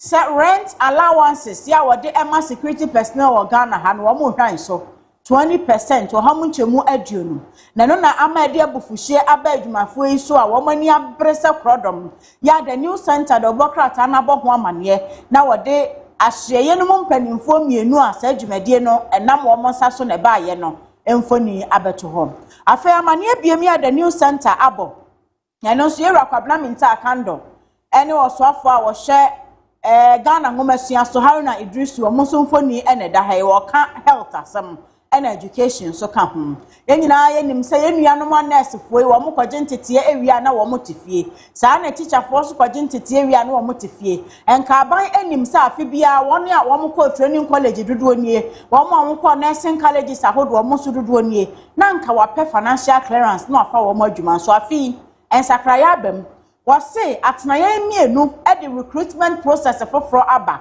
wo ma bie portal kwana kwa register ko yese ko apply ni ade ene wo mususu se sa recruitment process for no ampanifo e de aba no enipa bi betimi de wo nsa akeka ye niema binum e kataso muamuaso a woni esefata se wo munya adwuma no enya wo mo ene wo benya na akodi nipa foforo ensem enti anopa the new center aboho amane ene wo se Gutafo abo Bank of Ghana Governor Yewura Johnson Esiama Pandit abaso se obone homoden wa ma Ghana cedi ejina brane American dollar atiaba fom enti sei amo man Ghana sikasem ne ntotoye ejina yie pa niema ekoyie ne yebisa Gutafo se Ghana Union of Traders Association aba ne saa no a reflect e wa niema amomoton e de ama yen retailers ne consumer fo eso ana ho asem Edaha Moody's essay one more upgrade Ghana ni ratings e wo sikasemu ama positive kanena na negative ene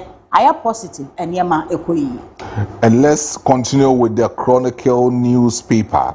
And it says that government pays $25 million to contractors to work on the Swami interchange and also to accelerate work on the Swami interchange project. That is on the front page of the Chronicle, and it captures Otumfuo Pimso Seitutu II, the regional minister, Honorable Rose, the minister Kwame Abuja, and also the deputy defense minister, and also pay cocoa farmers, not party executives. That is the minority talking about that. And also Ochiman strips a Tresohine of traditional title. And also Methodist Church descends on Mahama over anti-gay bill comment, all on the front page of the Chronicle.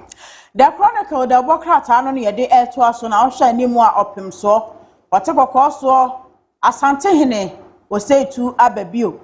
Nymphony ena edahoi. Ena said ye now no or so far or no nesha quania quantum so governs Kwame Abuja. When in a bed ye chile Abuja and few or no see a deputy defense minister near Ashanti regional minister. One more comment she efficacy costra opim so. Now what dear man ye born sir fade ye. Sika.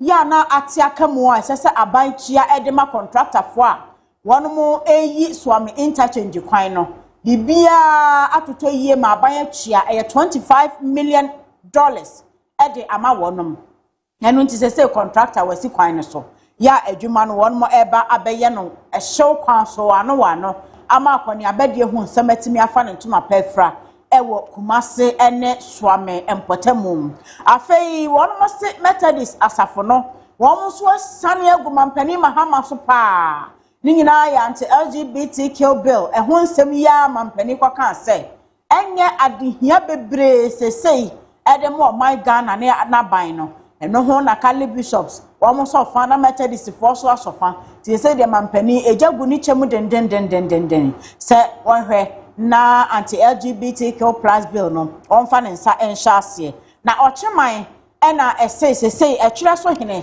traditional title ya wo say atwere so hene no wo ma Jeffrey ni some privileges bia no so ana wonya so wo ye wo hene nti na wo mo de ema no akwanya hodo nyina no say ne nsa enka biem na ho amane eda the Chronicle emu ena minority say hia koko akuafo ka the Chronicle diaba na no pay yebema kwan na one mampanyi etimi edi nkomo enwe dwumedie we so ye bie your phone lines ni tuma na wafre na bebibia wo free bia no wo de ehonso so ensem na etimi aba wo de ba na odi ato mampanyi enim bibibia a kire wadwen so ewo man we mu adwen ho a wonte ase fa to mampanyi enim na yeso so yendi hu anamonto emfama na bibia entimi enkoye emfama. Let's continue with the Ghanaian Times. That is our last newspaper that we are doing for today.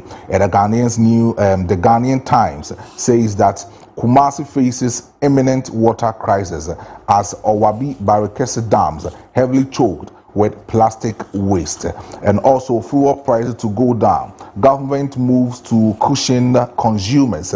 That is Mr. Phyllis Ofosukwache speaking about that. And also, it also talking about the Treasurer Hene stripped of his title for rebelling against Ochiman. And also the other story says that Kaneshi footbridge closure puts pedestrians at risk, all on the front page of the Ghanaian Times. The Ghanaian Times, the Bokrata no amanye ya esupa ya wadiaba ene se Kumasi ene asanteman yempe steam belt bini yemfanyere yeyem efri se ensuo ho ebekwa ache ebetumi aba na womamane no ejina owabe ene Barikesi sutade no One said omanfo atimi ato plastic waste eguama akọ gusa esutade emienu eni no ebetumi akofa wo haw ne atorenchem ede abre sa dams yi emienu a ebema ensuo ho ayeden ewo asanteman emu yani Kumasi nyina enti hu amane ena eda hai bola ya nkrofo eto ena bola dodo no anso pure water rubber ene plastic rubber womunum nsuo womu bottles ahodo ena ni nyina hye akogu nsuo emienu nyina eni owabe ene Barikesi nyina enti kosi se won betimi anya sika ede ayi ni nyina na omate nsuo nani ne de bibia betumi asi ewo Kumase na wo ba amane se enchefa ngobuo ebekofom efisa abande hihye egu akwan mu ede aso Ghana for asenemu kakra ni nyina ye nanom emergency cabinet meeting ye course wo aban mu na wonum wie ye Rafaelis Kaakyire fosu aban so afo a wotonkra wo beye nsamtrefo nhia mu kirechire mu se aban se finance ministry any asyeya wonum hwe oja hodene so wonum fa ntotoye enwu akwan mu na ne wonum ya ebeye yie no wonum nya any se fuel taxes binum ho mbeye free ho na ma Ghana fo etofango no wonum ho ahenhan won enti na kire se niam we mu nyina egu akwan mu dia na fango bo eso ebetimi ate abafom na wo hwe ha wose Kaakyire foot bridge no womatum sansam so no womofa sora na womakwakosi Kaakyire efa no womotum no e de ohaw abre timamfo ya womo enam Kaakyire ama eno so ho asem Ghanaian Times e de aba na etwira so hene ene ocheman ensensem no Ghanaian Times e na etwire mu se etwira so hene ate ocheman so atua edo na aka ho bi ama wonomo age ne tumi afri ne nsem se etwire so hene anopai Ghanaian Times amane ya wode aba eno so na yegina na yawie de obonkrata mu enkomo no nyina eno anopai na me sanso kai wo se ene mampanyi intimi enkasa na ososo efa bibie ha obia no etodwa na indi ekire emfa mawo ubetimi afre e was 0206334646 0206334747 ma mesisu bi emfa mawo 0206334646 and afre 0206334747 na one mampanyi intimi akasa ede amanye 2 p.m. mampon eni endi nkomo anope eni mampanyin kasa beda aseminia yankopon onhirawo ene ojuma pa odi na woni 2 p.m. masto mo asante mampon ide on se chairman na kwesi Augustus on the mechia no chairman maintain one Oxman wokofo zongo kokos e national minia aseminia akonya ahia His Excellency Goodluck Obama John Dramani Trump Kwame Abebio Mahama o se debia me kan medical abon abaso na maken se adwuma a wo ye no onyere ne ho no onye na mesre ye me de asewe beto nenim aba CBG e wo kejetia e se ye nema ekoso kejetia no minia ISO enye bola emene wo kejetia wo no na nafem by honorable Zuba abua amia sese ni nyina temete president sese sintobi na aba o mia nhwe na yenye mfiri ho because it last week nyina no bola na abua no gu ho no obi aso du ho no the bola ba begu so obi adu ho no the bola begu so na biem so maka cho mampani se so amekwan no oh mate asem de se omo baba be ye nti ye te sa side ho no ye betimi akwa adwuma ntem o mampani yankopon won hira o na di oboshe so e wo Yesu di mu amen. Amen. We free 2 p.m. Asante Mampon and on so any Mampanyi Akasan Foster Achuma Kwabre Tabre Achuma Tabre Pacho Indian commando pay. Me Pacho ma papa hello Foster ya o Mampanyi abaso sisi ana pesa me kabibi famu kakra me Pacho o sisi me bisani se o fi saying na in the next 30 years to come along the man in Nuamo Ghana future at say obetumi akabiachi na meana. This is some of the mistakes that we do.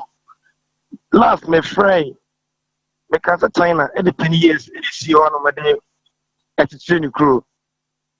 Maybe anema Oma ye eko. In the next 30 years, what is the future of Ghana? We are school 2016. No help from anywhere. I'm anyway. I'm planning to start a poultry farm business. But where is the capital now? You don't know the future of Ghana. But Obia Frano or Bo Mampagina Basso. And you may pay Pana Mampagin for what the tea Ghana is so my. no plan for the future. Yes, still, die to Abamame. Ya to amount. Akwanye. Pepacho, maybe some daddy, Mr. Roman Catame of Minusama Chepa. Udria Kukwa at the 3 years in a chance, yes, a Kufu Becha 8 years.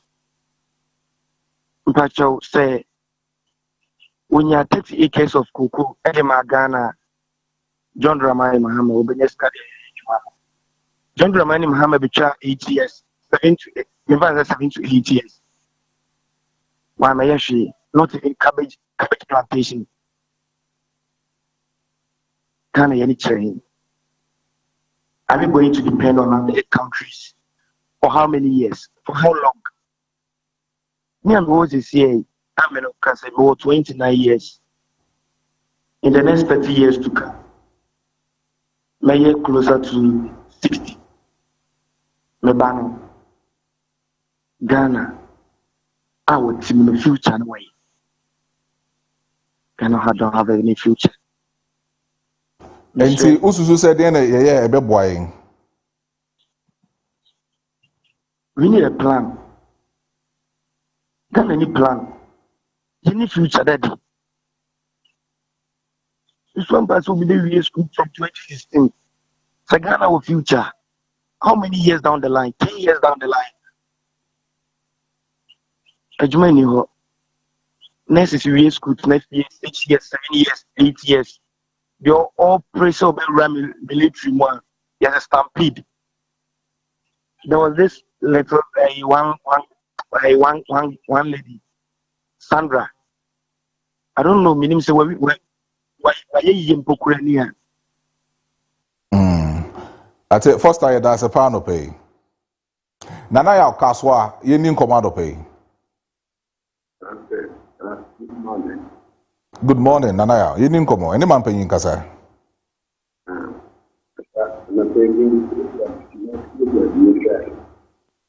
I'm the German for 29 years.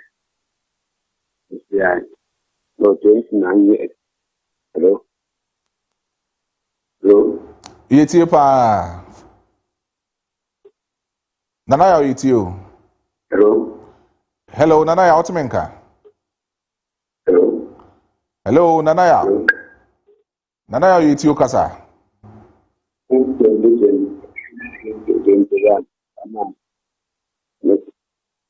But I'm Tonka. Hello. Nana ya me say ne line no etwetwesi kakra. Nana do South Central yendi nkomo anope. Ene man panyin kasa. Anope masama be pese ne kan etre o man panyin ene education minister.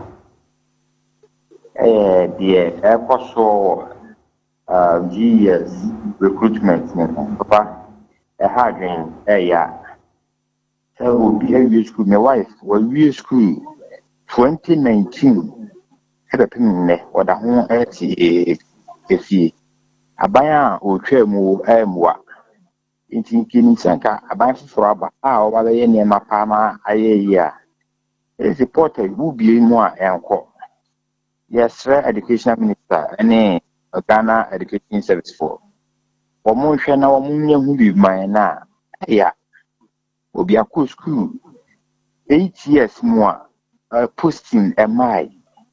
How they? Who are the good India? Nanado, me pacho, a wife or training college, and university. Yeah, Jackson.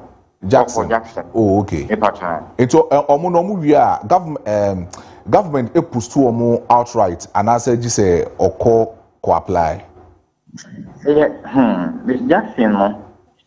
Na womu ekoro na ka government e push omo. But at the point in it's a time no. Obi nim ni na e wo say afi wow every remuni ade but yeah, try from 8 years. For one AD, Yantokwa, Asa.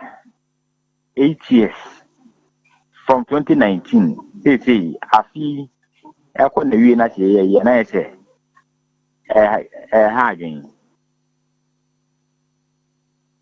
Meanwhile, there's a move to Epsa Jackson, Madame, no, Jodura, at the Kuyentia, a one students who will school at 8 years. I am posted. Minimum the Kuyentia. So accreditation in board, no. Someone say, with the private schools, many are there now, more accreditations, no, or more even as me and post or more, other than more accreditation.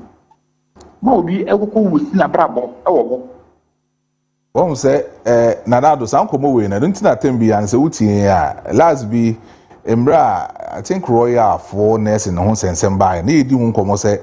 Most so I am Namuku school at least. Munye check about school in the background kakra. Because Jackson a buyer and yene a check what I say. And minim say nipa dodo na bebre na ko aya posti wo so but sometimes na was some way background check. Na mo hese school na me ko no. Mi wie ya madwuma aye eminent e de mame ana. What I say e bi say University of Cape Coast.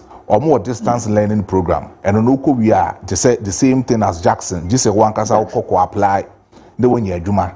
Say one ko apply sen ka say one ko ya. There's no way say what one government. I catch say we University of Cape Coast we teacher ni enti ye postil. Minimum crofo bra or more call distance learning education from 2014, 2015 up to now. Me no ka say omotifi. I am postil omo. So sometimes you know say ye dim komona. Yeah, ye call for admission of schools now. Ye background check about the schools because uncommon no baby ananka no pay me be dipan ye JTech for no. Yes muntria 90 cedis. Muntria 90 cedis ni we yes monsanso muntria 140 cedis. En sanso nka ho ansa na ya verify mo certificate no. Eno na I say uncommon no mentia ye on the side of the GES. But better still no. Ye babo hu de rama mampanya te se na be ya mo amutifie no. Mososo no yetimi aposto mo na mososo no se bi niam akoye di ama ti nana etinanado ya da se pa fatao northern region yenti o hello fatao okay enti onsoso ubetimi afre na onsoso one mampanyi etimi edi nkomo Kaakyire GS recruitment no I have a problem. I still have a problem. You have a problem with the government recruiting? Yeah, I because I don't see the reason why. Obeka will be say will be a porter umbra. Then you'll be taking money say the certificate now or bano verify on it. Solomon. I don't think far. Solomon from Doma. Yenim komado pe yenim pe yin kasa Bacho that's my make Ghana have a very about the old one say they but you buy it Robert White this is be mame they say Kabima min kebia mamu no mo Ghana for so ya buy it what's it? Kabima min kebia mamoni soja aban de na ye soja aban be boy soja Kabima min kebia mamu soja aban be boy solo me pacho we de me busa wasem pacho wo mfie zen you're 23 years inti from 66 72 79 em say one coup d'etat ni bi enti na waka sa asem no embom pa ye se ku ensi wo man mu sa afa ahudi na wonya awo fredia even kura obi wa na waka se kabima min kabia momu enye na yenkofa se bi soja aban emra no eno krampo ye de mawo embom pa ye empire wo se ye bone se yebenya akendifo a omu ewo oman no ho adwempa no metimi aboa ama oman no etimi afa ntoma pa ifra so ati ase baku de ta de se soja aban de me pacho preach for oman te se Ghana because eno ena eba ya ema Ghana ekọ na chi in 1966. Enter me busa say umfie ete say no. Nana ya kaswa yeni nkomo. But I'm a son of the Ona di kan frɛ no. But Nana ya yeni nkomo wo kaswa. not in common with I'm actually in a now, since the taking is well, I'm starting to apply to again. As of now, I will see on the 20 now, this year, they are trying. The best friend or 42 years, I'm not quality, I really become this year. Now, they were 29 years and qualified hard to date. They made that kind of family. We are so hard to know. They are here, they are your mom, now they are 20 years. No, what I'm not qualified. This is a brand that is no more form of Buami and Nati.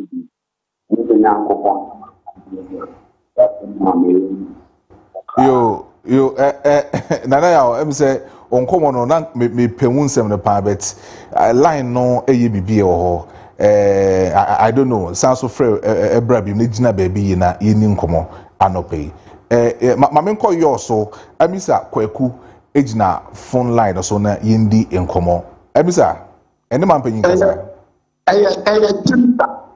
timsa kwaku Chipsa kwaku okay baby board no okay yeni nkomo anope maybe na buta bia nya me pa na ba penya se maybe on dey ka o buta so boy they say na ko pa ba o ni tapa ko to pa no maye apa ta na pa e da ma benya na school bia ba ko na sa afia se mo ko yam na bi si answer maybe ka na buta bia se o hwe na transit bitin konta kwano mu ye na ba ba ona bodo mu pe afa kwano to eti ebi be bi ta na wi obi o ono na mi ti ko do be ni afa enti ni na ka ya ni na te ka ma ti na police for no ko mu camera na e over speed na o mu pa na se ba ko o so ba ti na un pe wa ta do a ko na ta na da 120 ko fi so wa tambol ko fi so ko 120 and no the after the power of ya the promo put you there for them to any part of the promo and one of the promo be a bit so if you can oversee the most of people who don't want to that one part to talk about we are the end of the year so we are no that what is it do any other because we are your body. Yes, I'm not going to go to Kwamaya. The baby or ma will close it hour. No one speed your brother body. Only a sleep ram. It's really my different on my MTV for the car. If you're much about what of the two, I'm standing where you want to buy one. Enti Chipsa, Mami Musa was a mo. Enti Kwansu baby anywhere MTT for ewo. I will take over to the checkpoint one, but one, but I'll speak in my morning. Wow. Asemo. Abdullah ewo edra Indian commando pay ene man pay Indian command.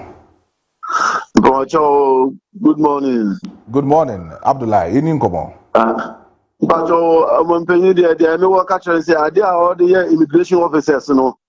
Ya panacho ska all the by that the more most of fanji dan and so mumpu. Na ono no buy was at so. Amomo. Omo complain interior minister so call public account committee any or can say oh scan cry so samomo. But you need Obetu amom you assign to sukura 20% or titimom. Abayin zuba power akati otu mu kan do 20%. But what 20% nti o me dey ayajuma. ana omojuma nso ni mano die ko macho mun kasa bi mo anya sa de aban yeri o mun de enye na Abdullah Mpacho oye part of immigration oye immigration officer Mpacho da bi minu abi na wa unu ebi nti wo kasa ma unu ya no na Mpacho abase government atoto security agencies no omo aketue mu ana Mpacho se 2025 omo trum aketue mu 2026 omo tu aketue mu enti no enkomo na wudi no is about rent ho nsensem ya teso yes enti se rent no rate akatua no de o kana menti ase ye o se de be anketua rent no se rent no mutua rent no as akatua no kosoro a no multi percentage of the akatua no de ma as rent. Oh, okay. Okay. It's about to akatua 2025 about at 2026 but the omojin 2024 no mo nkora no almost at so oh okay. Yes sir. Okay. Any be di ho nkoma because the original 2006 2024 no say say 1003 1002 there's a rent allowance no matter so. Yes sir. Matthias you know bacho monka sabi mo manya sa de nyekura Mate ye do me di nkoma ma Abdullah e da se pass of Fatao e would northern region ye ni nkoma no pay. Hello, good morning. Hello, good morning Fatao ye ni nkoma. Idawase senior me kasa so northern region mbungu kwa se Fatao ko mbungu international mo pa we de nye policy mo jino o mai no ho ya na ehwe no ni NDC MP Israel wura John Dramani Muhammad President nakaminya ya kwampa omma na ni ko ye juma no ho no drogin ha ise minu katai dunia amu yanto abro yanto yanto ewo no drogin na senior yawra mampanyin da President John kufuo President John ajaku kufuo baye no drogin ha hata no class na ebu watina kofa contract 60 contract 70 contract 80 dendere kubuta Mahindra atrata maku 6 no di baye na maku ya fuo krampo na uye fuo ejima krampo uye kaka na otimi trata na yawura mampayin da na ku fodo baye is solid one tomba na we krampo baye krampo one famba na ni na so abia no krampo ya tranto beketo ke fono ya bregu anti yesre yawura John Dramani Muhammad on pejele on ku ya fono ita pa de tele ni mai koyi koyi papa de ni da to ni no ni da wasi mo niema mo duedua na mo yentom fa ma mo okay yento emo ni ade ni yentom fa ma mo and so see me no kasai yan fa se e 24 no na okura aburu wa amu wa mba okrampo o ni so na 400 Ghana see me no kasai 180 Ghana so so three nye di pa bi o to okrampo obi ampe the four no omo di ko okrampo ayanto mekete sasa ni die en koyi kura na me pacho ma try some of the beba southern part because for my me bi na ya no bu basodo e wa ha so we di kokrampo ayanto southern part of Ghana so en so monto aya fifi mo here tamale no the region had for wale hensa ni na amuna abro krampo abu the same me no ka say yan fan say last 4 years abro wamba krampo sambre from play to 500 Ghana cedi and you want you ku eli bi ejima krampo a unyan so ten bank arate ku bank krampo na se no krampo le se ta tie that the same me no ka say never the same okay it's na your John Dramani Mama and koyi Fatawa me no ya adwen because kamia say aban ne enia kugina kokoo ekuafo nko aso chese mu amudo ebro emu ene mu amaka na se aban ne ni hye dan ko mu hu yie mo so na se bi enwanye yeti dada setinema yedi no me se me yobi amepemu pa ti enwanye na yedi no mo so na eja mo buan se ebro sei ebro bag na ukodwom na yento emu na akoni yento ekuafo no de na wo so mo ye. I think say this is the time or say government no equity kind of what we call companies, investors say ekuafo no say omo hye omo boto omo hye omo buru omo hye omo wheat ni omo millet omo hye ni nyina na say atofo nso guso a yeto ede amom ana say production factory mo de call ya na motimi akodi nkomo nana ya ka so asan so ababiem ye ni nkomo nana ya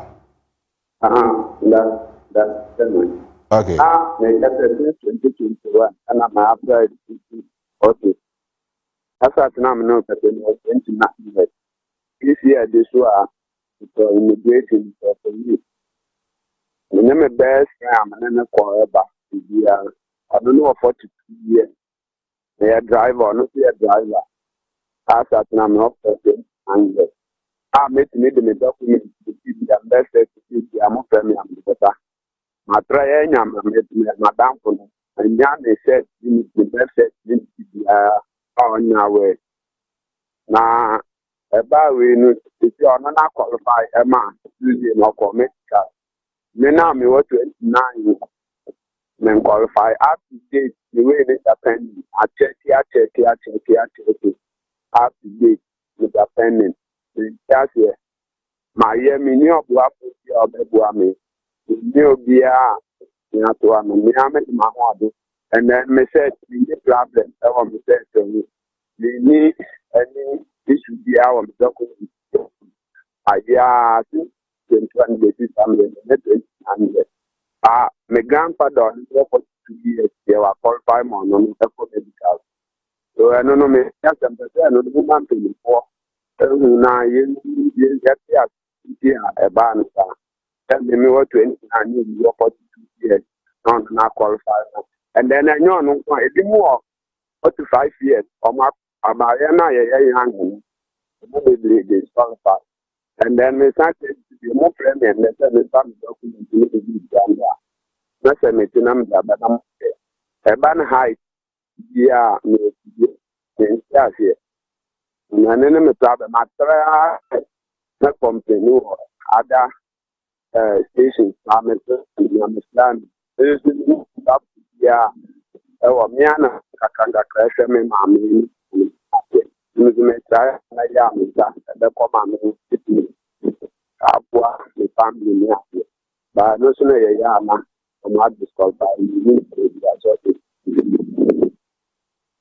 nana ya but on krata no what check you say bibie ne ho say mistake ne fault be ne ho mistake fault be ni the last leader me said me last T3 me last lowest T3 the last lower for me BC already yeah the best everything is that I don't know.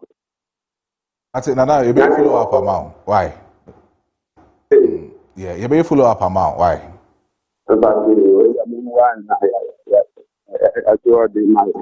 Yo, Mate, you better follow up the amount. Aka ewo enchi yindi commando pay ne man pay kasa. Hello, Aka.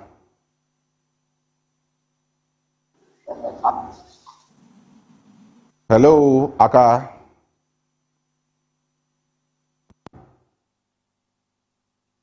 Me say Aka ente yenka ewo ahanum. Ketri. Recruitment in them. Tawan Kasa was saying you have a problem with the whole process. I have a problem. And Nippon so afraid they are complaining. To other for new way brana. See, Yonko Central Region, near offer for Ninkobo. Hello, good morning. Nana, you didn't command pay.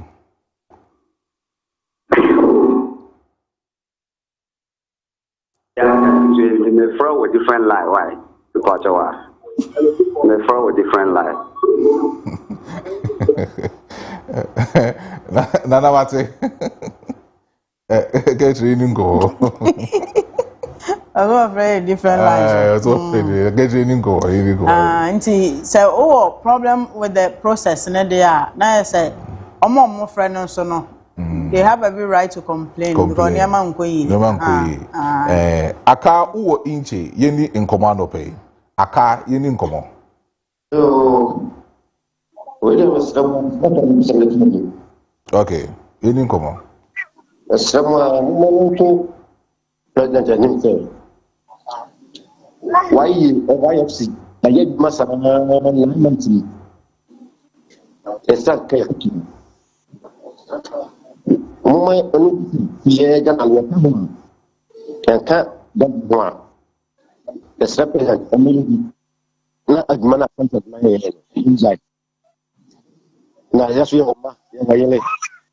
Yes, we have no police. Now, once you come for money. I say, you look on.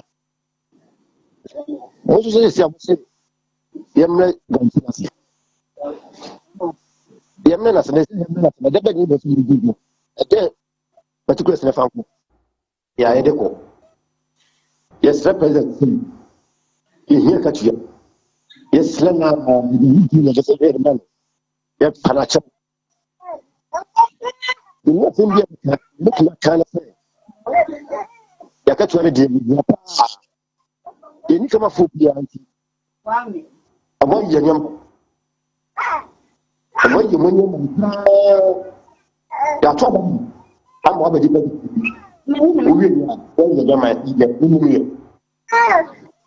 no purchase. You said the Selena is represent. What's the open for mine? That's the white dog. Azumi and so free Western North. Azumi Pachi in Incomo.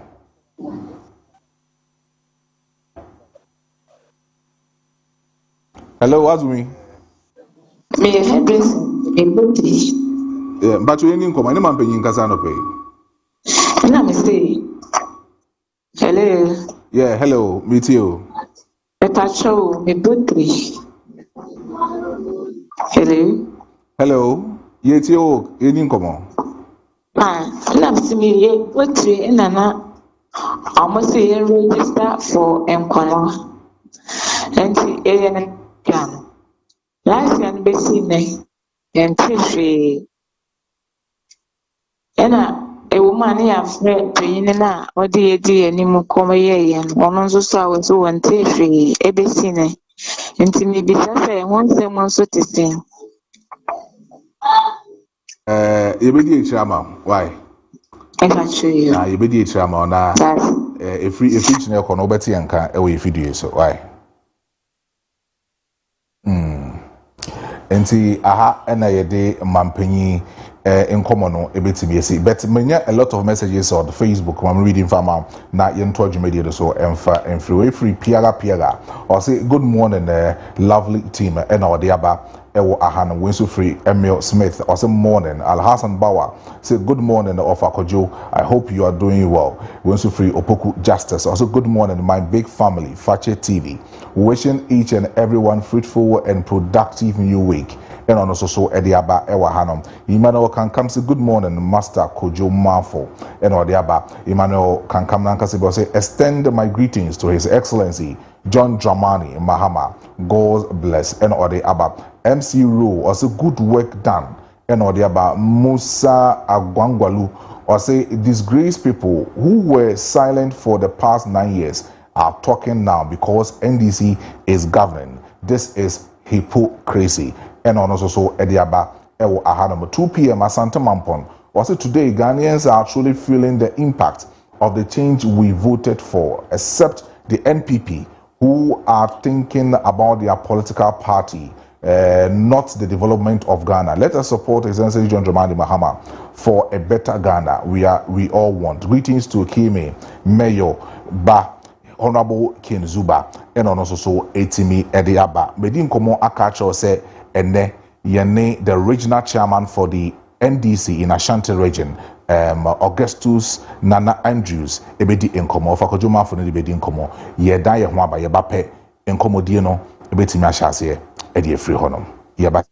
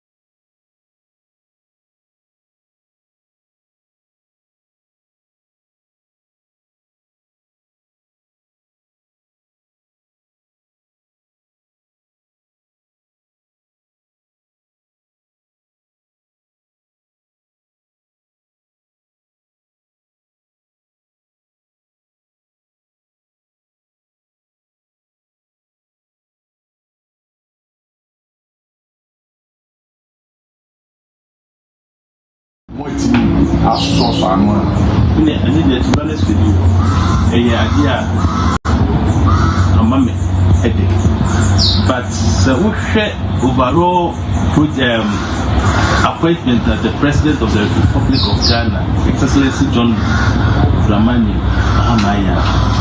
They look at because your branches are a dos over region one. Then you crack majority of branches are a dos, and you can't give everybody appointment. So normally what I say is a pardon one no mania appointment because if I'm not mistaken, appointment that the president didn't do bear 80,000 and even one district votes of the man and this is more than 80,000. If it's a case, you can't be in your because here you can't pay no, you can say NP before up balloon government size. No, if you say you moderate, no mind can you be here, the more buying. Until now, the president of the Republic of Ghana say, but the phone so to say, oh my no, and also so my no, equal here, and I also the whole year economy theatre a very much the no the Ghana you just your party force APP and every moment so meaning the pressure upon for the mind but it's not that bad. But majority is super. To me, I catch up saying, things will change. Right. Now, Yaba Ashanti region, Hana Udi Ochana, Hasuna, the biggest opposition party, Ewa, Womonso, Edia Potene. Or how about Patriotic Party, Ewa? Say appointments do noa more year. Modi ama woman ye account for nti omunintia ya wa santina mo omo EDDCs ne adini nyina no enye account for omo asem no sa na tie na etisa aden na mo ye nsa minia se uka se eji appointed ama not there sir incredibly because NDC National Democratic Congress yet tribalism NDC but what we the minister is to say some key appointments are Asante Pokra do 18 May we share ye regional minister or there Asante ni only share region na so share Beyo or ye Asante ni only share metro ni na eso you this is MC's APR omoye Asante for ye appointment ye hwe Asante for ye hwe enuanom nordness Rotarians any omo Kenya ye ni say MP before omo say nyoma eko no eso che omo pe ade bi dey change the pageant but they can't do it then and it's attractive nti some can say the appointment ama nordness and nordness omo nipa omo ye edwuma but the appointment ya this you know ya dini na afra na say ye wo Asanteni a o hwe mantami na so ye wo Asanteni a Kumasi metro o hwe so omo ha ne say ye wo this is omo ye nordness ye wo chief executive omo ye den nordness ye wo ministers omo ye nordness mamike bincho ye nya 2 ministerial appointment omo cabinet minia epeni Ken or then Asanteni minia epeni Butaka or then Nordna. That's how NDC works. Yes, some say we are the mass and the phone quiet, the matter for the fra. Send a bear or be adding on argument with the ebu or my nity there or more cano to create any. Omuka ebewie Ashanti regional minister so I'm sure that apart from say we are relatively a younger person meaning the new patriotic party who say onye obi or represent region na obuama mpuntu eba say what is answer na dey na obeka wo minia em say NPP omuka dia ebe omude omunka dia ebe ma oman no aide akweni. Let's be honest with you.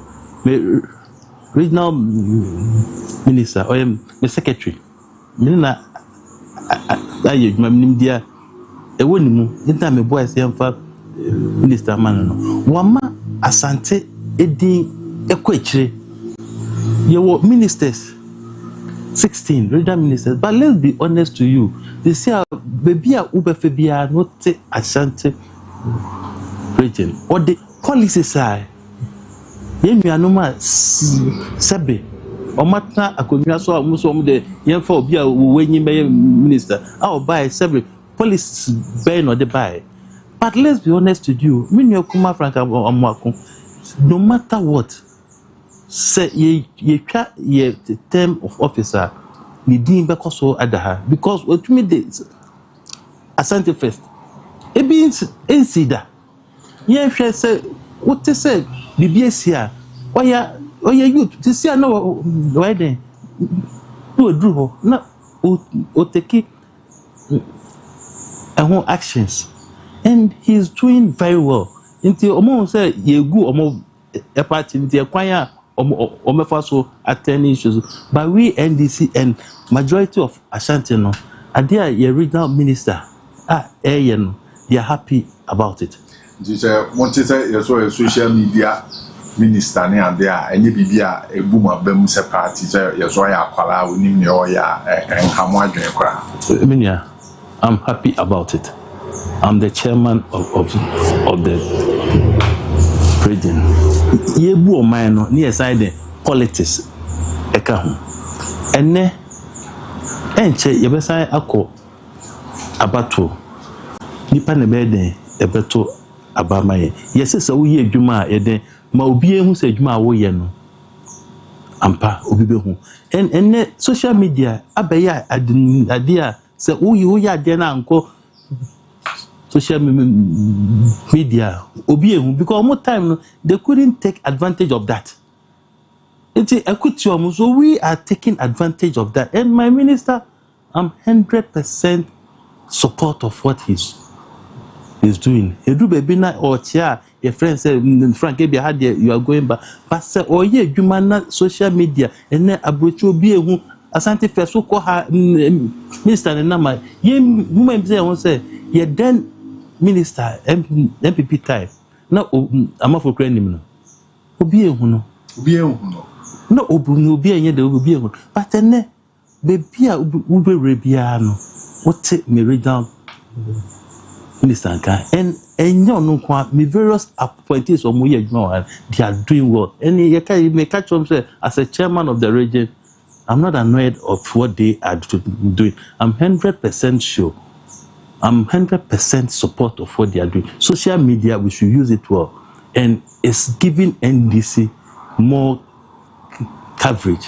I'm not part in the and those times, when I say, Minister, who are 18 years. Wow. Because when say, baby, or 10, a soon to 54 AD. But NDC, you perform. You need even SHS phone na ye twom room into how I na MP Fatness will say we are destroying their party then say so pay counter a yibidi but I'm 100% behind them. Daybreak and Opeying Komono, the Ashanti Regional Chairman for the ruling party NDC and the chairman Edin Komo chairman. A break a cranny Suboba Kwani the boy NDC in the President Mahama first and Kania na Duma Esu Dum so Abai. Party na eba ben ye hu se a break a cranny yamfa no bosome ne echire. Ye hu se Nkania no ye dum no ne ade maybe ameti sei Jose Yadia a Koswa Edena air Koso. Young Cassamo de Moba, no doom sabana. I mean, to be honest with you, doom so anyway. If there are challenges, I say engineers no, and the American, I'm not missing my words. Say energy minister 8 years. Engineers do na podium eba region no se wan hwe anye shikapa ombebu enumase because I know what I'm saying.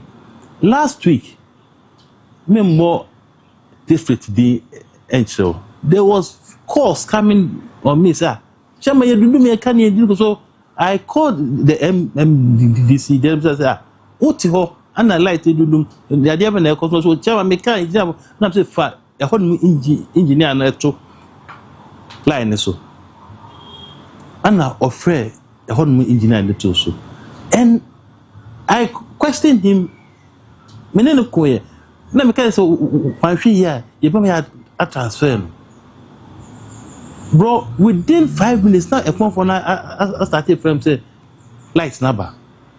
So what's going on? You were nipa ni bi o ha adwuma omomoye no omote omotoso. We have to shake them. No make me aye dum so ni ho. O maybe I feel me say some generators and some transformers and aye week. Aye weeks I say it we hwe ese about dum so pa de no but me catch energy minister say engineers na put a time or do mobile they should change them unless they will disgrace us. Mujidi say almost sabotage mo ban na na say. And yes, OPCO last week what happened and I make catch on me disclose to district no enso But what happened? I called the MMDCs and he added the engineer. Because energy minister kasa also so we have food, we have everything. It so they're out. But now say who have no more doom, but we came out no my day or so what I'm saying is engineers now under the pool or if we don't change most of them, this thing will continue. Don't say we have transformers issues, but some are intentional. Misa Mfa Insuo Ghana Water Company raise concerns. Say the insuo nsem ye no. Say yamayeni amma hwa wanka water shortages abeba minim say watia na watia e den na mo hwe aye e wo ho. If last 2 weeks and as I reports with me and a idea nipa ebako into me and we have to see what actually is going on because I did be any solutions. If even we have to shift some people now and I'm a party person, but meant and to say the party ni be ya de ma o mani na bra minka hwase because the first time me cast owner they do so I'm not happy about it. The engineers and people say you know chairman one was that no, that's not me because ye ka sem che Ghana for to my and yami ya doni esako elections they will ask us ABC dia okay and utmi ye de kania asem no yes asantima e kwan bia so we will work on it. Na assign the age-na. Daybreak Jumedi Fache Television. So, you need the regional chairman of the ruling party, Andrew Nana Kwesi, and no Edwin Komo and chairman. Mpuntunyuma, Ghana for a hiante. What can some buy? Munche, but Mujidi say more bomb. Yeah, one Sante, Ubetimi Aboba, apart from a Nema regional minister, akwan ho asem edwai ebisa ho asem krofum dwa no ehun nkomo akosisen the dikan so ame interchange na ya dia eda asade akoma super also uba be myself we say funding no be adwani ade na efa na o fa no but I'm happy to announce contractor oye so ame interchange yamaniska ebia yami adma week here you see them on site. Go from market. To be honest, you do not funding behind your day. Anyhow, yabeto, ya check Ghana for ya check Asante boss at the end of the Makmasono yabe. So we still keep our promise that we are going to do. And yet say be an married that chairman who say assembly abayasem but what they are going to do is say I'm contractor no cost site omukoye adwuma ense ne beya ye betumi esidwa no na obi enyen no mpenfata say on pese omoton stores no to raise money na bind there na so do odebeka ho no na omotumi de esintimi so by the risk coming no ebeye transparent who pay bi wo ma ato se ne beya betumi raise this card ewie intem na bind there na odeba beka ho no wotumi de account no we say from next week econ minister ne Kemi Edwaba out no more price will be a bit me etia. And so because of confess camana, make say more fiscal come be. I just say I buy nipa or say young could chase cano a man with receipt. So kono because Branham mode being taught yes some pay and guys you say can afford party they'll buy it now I bind the so at that one.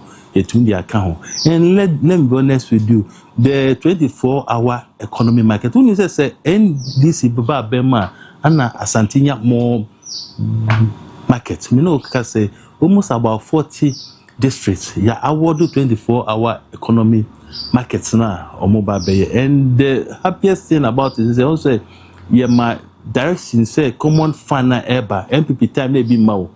By this time, you know, last year, more first quarter, second quarter, third quarter, by the fourth no more train. Or much that catch up to 25% of the common fund, and no more be 24-hour economy marketing. The so cram of more way tendered documents near the Omaya area or Mobama award. No, I think they have some amount of money at the wa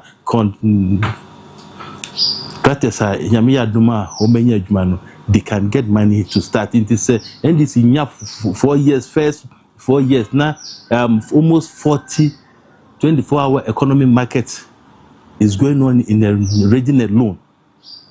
And bro said, there is no Umu said, Excellency John Dramani Mahama, vision more man. There is pharmacy, there is bank, there is mini hospital, there are daycare, Kuala, Ubia, Jumfano, Nema, Omonina, Basabas, Ombako, Yesia, de Opuanado, Ubako, your time your bank facility near the and it's a very huge project. Now, NDC does and the value of those projects, it ranges between 55 million and the it's about 27-28 million. So Ashanti region alone. So I buy crown for being thinking, but now you 24-hour economy market. Look at the investment Excellency John Dramani Mahama has made in this region. And he said, I'm way now at least by the end of the first step. You say I'm here to allow in between as a problem, but the end of the first time, Kranasa, way now almost about 55-60% as Santiago say. Share transport sector. Remember STC, but generally, I'm sure that what they was so to form out say 24 and Ghana for the boy was sentimentum how kwanya omuba adwuma na omo kwa sika driver for no eje wo mo e de nhihye na mo de agu kwan mu e de na mo ya asanten so e be nya ne chefa na basisi aban so de de e be boa ma ye ho hen amamu de so bi yes ye na e bi so issues about normal the monitor say wo hwe ya the mayor of the metro no Minya Zuba on in the boys or maybe to be honest with you honor sometimes we be between at 11 o'clock now or chroma or juma now drivers be taking opportunities to check first sorry into only team no maybe send people work and say say then they refine their money to them. But it's not that easy. But the idea of it, I can say, if you say, I buy more buses. So I buy more buses, not the prices, no, the form. Automatically, it will change this things. Because I buy the abundance, sorry to say, or 100. Now, private man who the end was so China. I buy there, so practically it will push them down. No money I buy, but we will get the metro mass at the buses bar. That's where the people bar. Gradually, things will change, but it's not that bad. Right. Young state transport company. You know, challenges. Bukoyi, Ediana Moaku Humo. Na sena ehote na company ni ehonaka skeleton o se na o hwe STC amuna na value aban vehicles ni machines bia na no STC ne those times before edema obi training so year woman no mu training drivers na de omo de mo obi omo wie no who say bus and the idea more cash more. Almost said that a breaking and on the ma private. And me no okay, say, and ye knew was on the acre. STC bus or modi a bind there is less than 35. Less than 35. Less than 35 a year a buying the buses. In now private people. And when I try to say we will change it. Private people say when you are buying any bus, those times no person omuguno.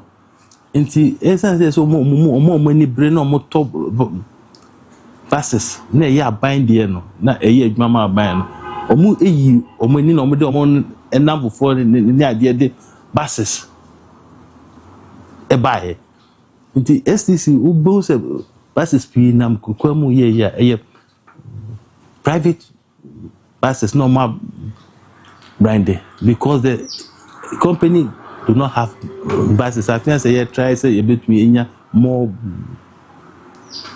buses na ye manes scanner bar abayo. Say you who say STC bus ne say ho na enam krom ya label no brand na STC a enyi nyina na ya aban bus. Make I just say emu 75% enye aban edia.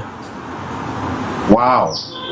You who say apart from one was share ya a word doom na omobie bi wa safo market no labor nso na mo bie office na muni bases na mo bie offices a na make say labor edie no enye STC dia eye private man edia and this all share ya last year mo na omacho so STC e be bo champion no say enye STC dia na obi a private one side no mo ko infio so aye abaya there but adodo the women na no individuals na enjoy until as we are talking now many abripi no STC basi say ya abaya there no iso dia king na ye private men edia no mo ye adwuma na STC attach mo some amount of money into me. And the best is that we have to find ways and means. And His Excellency John Dramani Mahama, the President of the Republic of Ghana, or boy, say between more buses. Now it me a fund into my paper. For a long time now, City FM Channel 1 TV for any more a business, almost yearly trial more. Na omonemo na eye ho adwuma but this year you who so many VIP for na is it one of the reasons in here more intimi no mo anto aso ana that one is a management issue. I don't want to delve in that one but as a board chair no what I know is that we don't have buses. The buses that are operating on our roads, we have so many rules to apply but we don't have the buses. And President yeah, dear pa, also can be also to me one at least by the end of this year, and yenya crazy but be about 300 buses are ebema enyoma akweni. Abusafo yebuso ayedin komo Daybreak Jumedi Fache Television na anopay yani the regional chairman for the ruling party Andrew Nana Kwesi yani no edin komo a omaya akwenya church the party ya yenso ye kan chiro say ebubia no with me send WhatsApp messages or text message and or voice note no on 020-754-3637 020-754-3637 oba yabekenkan na yabwama. We are also active on Facebook, we are active on TikTok, we are active on YouTube, we are active on Instagram. Udu X platform no so Fache Television ehubia no ye no ebedin komo chairman then na ohwe say within the first 4 years ana President Mahama 4 years mo no obeye aboa na asante beka say regional chairman by ne breso na party ne by ye we the asante na minia what I want to do ni say minye kom Ekoya, make us Ekoya, baby Ekoya, no, I will give pressure to my government to fix it because yeah, so I'm interchanging say, President, hi, idea had the power or no pesca, a basic or the above million. At least by the end of our first 4 years, no one who say, I'm out for any aje, and I'm sure I'll be happy. Go from market. Meaning say share no by the end of our first term no at least you can no be able to say yes we've done it. Case here phase 2 a noise. I'm not for Omoye Ejuma. And Yakwai, big push acquire the President of the Republic, Edigo Akwema Asantenia Onediano. You say your first term in office, no, will be able to say yes, you can. But me, dear bear, me, the partner say Asantidi, and say a dready, and you try the improvement. The 24-hour economy alone, I mean, say part of the money, yen crown. 25% of the common fund, and that's why I will do. We are best at in the argument. Say, but drew your first step. Now, list, now, crowd roofing, cry night. You say yes. Yamima dominate a semi choir. We can give a sentiment apart from Katia, Tafo market, Aswanse market, go from market. Yes, signed another almost about 42 big market. Abekan and no one and yellow cheap compounds are more year. District Biano, almost first term me last year I was on district Bia I would do not less than 4 cheap compound. Bema I sub breso egino so I then about so ne and ye bia ne bia beba confan anoche a bit near the swano and some areas be of our classrooms can be near there and cohoda as a chairman you beside your call rounds. This would be anywhere almost new almost about 4.5 in sure the no among kind and even Charles near there so areas now so I'm happy to be the chairman of the ruling party and I'm happy that my MMDC is my minister, my mayor, they are working for Ashanti. Right. You didn't tell His Excellency John Dramani Mahama, term of office, no, the last 4 years, and or no ever call. Only no and never call. And I say, Obeka party no man Obetwas. Minya, me yet party Juma manager, and me age, we were more age ahead and party ofia menye home a chakuma me way my branch chairman my constituency executive member Edreso my parliamentary candidate Edreso my the regional vice chairman regime I'm a juma me no ana party for Emma Madam said members form as regional chairman for the first time. Me chairman na equal 3 seats. Me 4. Anytime be a call elections Ashanti Ribenya 27% no you win elections. Under my leadership, my first term in office as the regional chairman, we got to 26.9, but we lost. Those times now, central northern votes above 4. It means that my name is executive. My name is Omoye Nipa. Me and now the being can say I did it alone. No, how can you do it alone? A teamwork. So if you are a leader. Now who was a kukudro na who bring you obia on board and resource unya eba. So I'm a leader mentor as a regional chairman because what's your office? No. Cope various constituencies and me feel who fear security and criminal because me a peniam de be any about and even that time, because when we cry, they say, "We say that chairman at elections. How can a regional chairman sell elections? An individual obey that one. I did sit. Me say the person those time they 24, me call to 26.9, but I know 44 EGDR or more. They still voted me to because no money in the paper. And to be honest with you, yeah, elections are no. Issue, bro, unim for the first time in NDC history. A regional chairman with me have visited 518 chiefs in this region. You didn't see that? 518. And I was now. Yes, sir, a decree in Ireland, a count.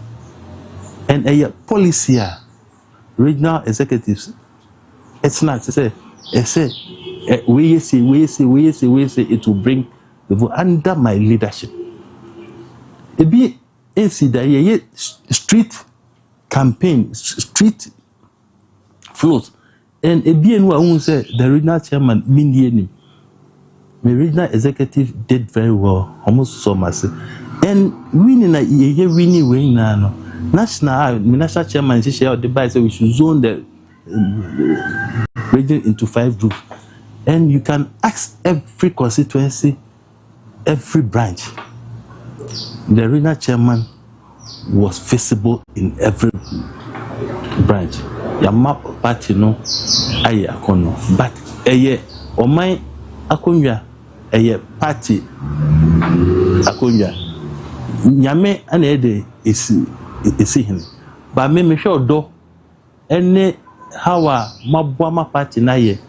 Na the so say we say oh yeah dey queen man na onya more experience. Share excellency John Dramani Mahama from assemblyman to the deputy minister, vice president or the experience is clear. Now I've passed through all this now. Now this is my peak, and I know that I have a lot to do for Asante, have a lot to do for my dear party NDC, and inshallah, say you be a nomination, I will contest as the regional chairman again, and the love that the people have for me, I know that they'll vote me to continue my good works that I'm doing for this region. And pay the all sharing na oye party ba. E dey no nhwe ni say wo sign akọ consider no mato aba ma wa. E dey no nhwe ni say obeye de aka de wa ye no. Onim enyoma no edosu. Sisi ano we have 7 seats. Me dream say your next elections. Yet to tunyume yina basa ABNC, we can move from 7 to 12 seats in this region. Basa ya yina enkabom ya dia yeguso ye ene unim branch executives no abre, and this last elections elections are investing more executives in training alone. So as we are talking, branch executives, constituency executives, almost about 75% of them has been trained. And so our appeals are those numbers. If we do elections, but if we are able to maintain about 70% of these executives, partner aboka a training no say going to the next elections, we can make great impact. And 2, region na stronghold, but gradually we are moving there. Also, your party of the Uba NDC regional officer, how to say Waba officer, there was some 5 constituencies, they don't have party officer or more contain the money on money. It's my dream, say make sure we remain not those 5 constituencies no. You be officer mom, I your mom there. I started to be as a second mom here. My started maybe I'm no idea or more best if yes, so that at least the party no be not your votes no, you be increasing. And the unity here, my own say first, meaning I'm paying for a baby, bro. Let's be honest to ourselves. It's a first, so bought NDC war. Asante Mema, ni ye to trust them any idea na sorry to say yes na ye nua no nya adwuma but na eno atwe nipa ni bi ekoche but let's you na obo any sedia is attractive won't say issue ba pa ye nim say dey beba entama ne the fact say na etumi edumjama and I don't do it alone ye council of elders bia na remind him any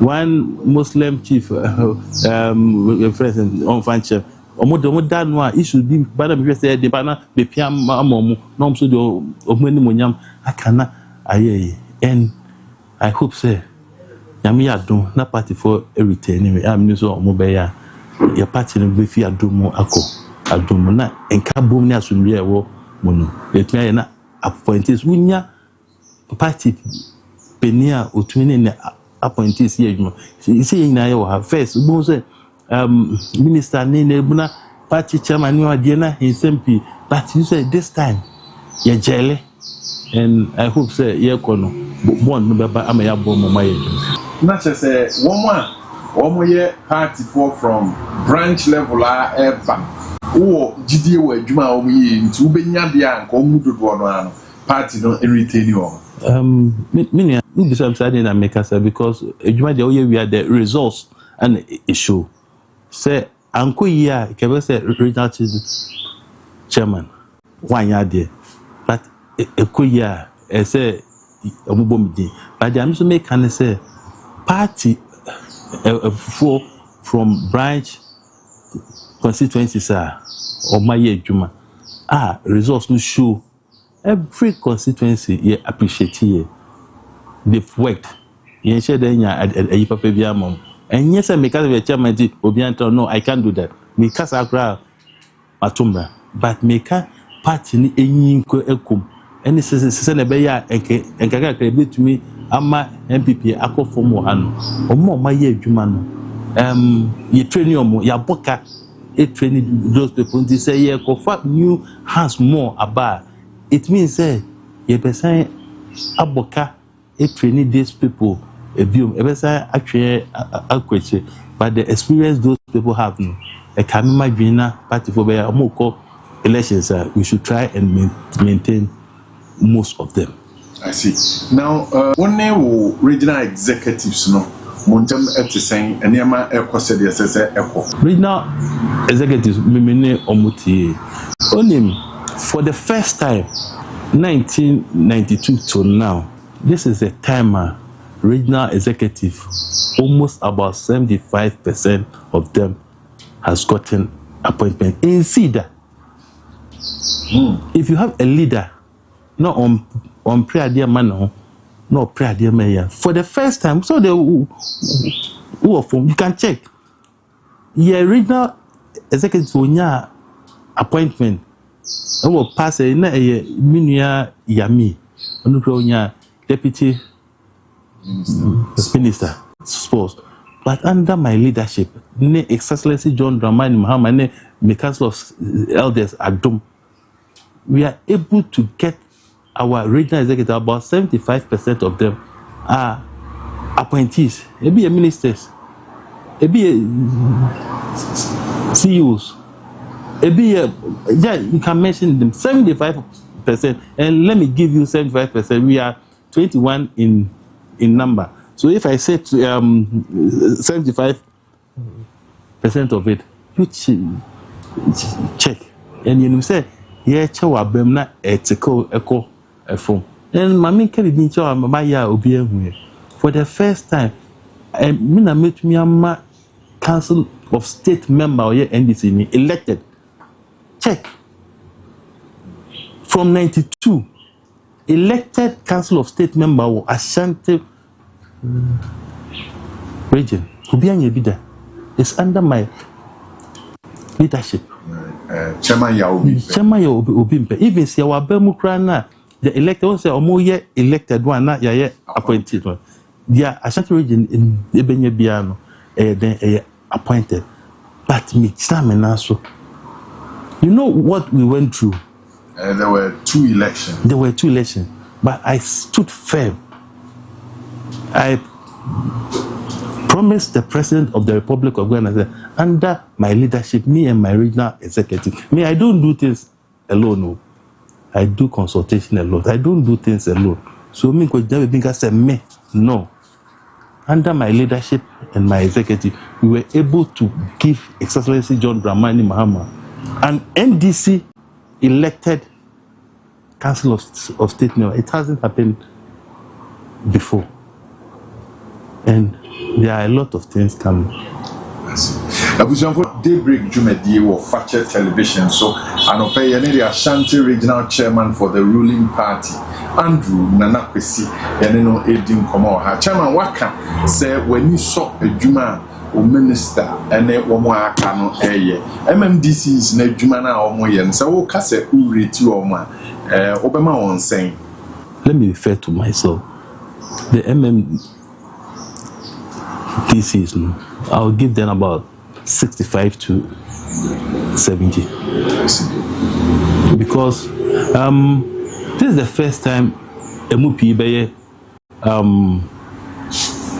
DCs and ministers, and it takes time for them to pick. Ebi ready kind because any idea ready kind. Almost one or more so gradually they are coming. And one thing I want to appeal to President is there are some staffs in the various district assemblies. They are bringing our DCs, MCs down. I say on my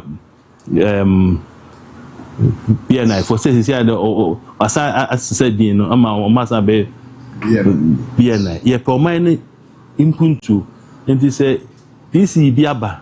Now, so we a buy worker.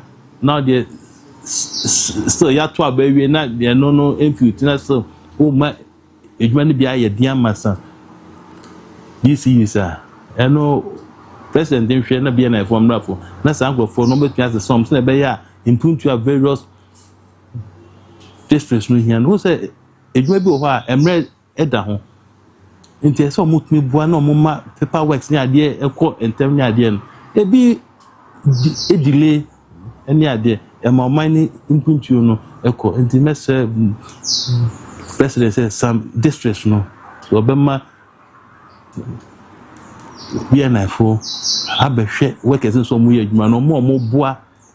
Appointees say be ye na edwuma be koso na asante afa into mapa efra no so ahwa me no as a chairman no eno so ya appeal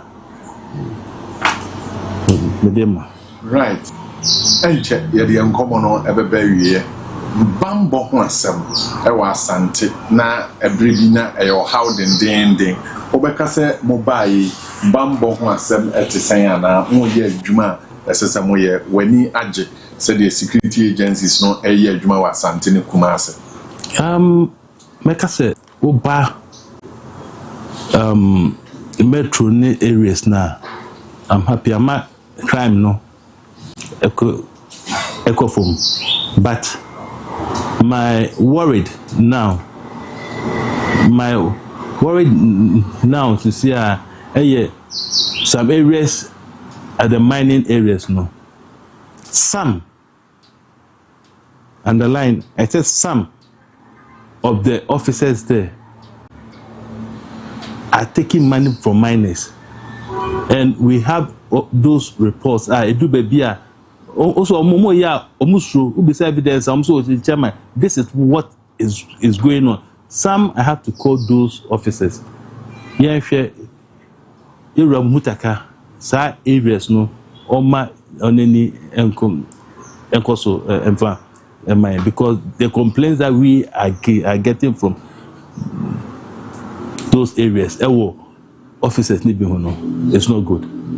Okay, so what can we intimate sao na ya hemfa yin komodie no emra na wie there are concerns omo ediga e ka say magazine for no titulu say ofa niam fi port na ode ba oduru Kumase oba Kumase ni no nkofo abegina ho a omo tete wo mo san komo no wate customs for no any other security agencies no omo adwadifo nso omo ha wo mo wate a eden na wonso oye de ama wo the regional customs commander, he's doing very well.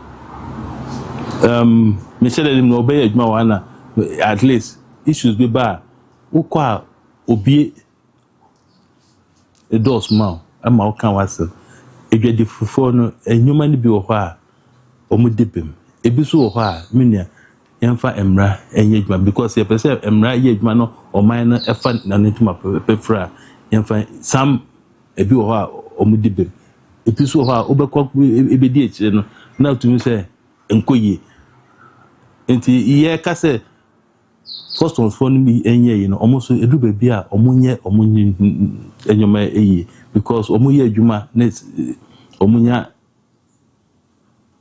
e kan say faso a ebo oman but it is also bu oman aban no faso because etuo ya na o ka kwan ni ade etuo ya no omode adwuma bia no mensa wo nti eno de ebi wo ha omuka che na edi echa yetumi hwe solve ba bi wo ha usawo ya to say nipa no odifo right Abushafo Fache Television to Daybreak Jumedi the original chairman for the ruling party Andrew Nanakwesi Edin command of a chairman party ma womo etamu echi ene omo a show television so on social media platforms omo wo so nyina no e den na wo kan kire omo de onye nhu ne ho ano e den na wo kan kire no na womo e wan sante so e den na wo kan kire asema be ka kire me party manager we appreciate what they've done because you confirm any omo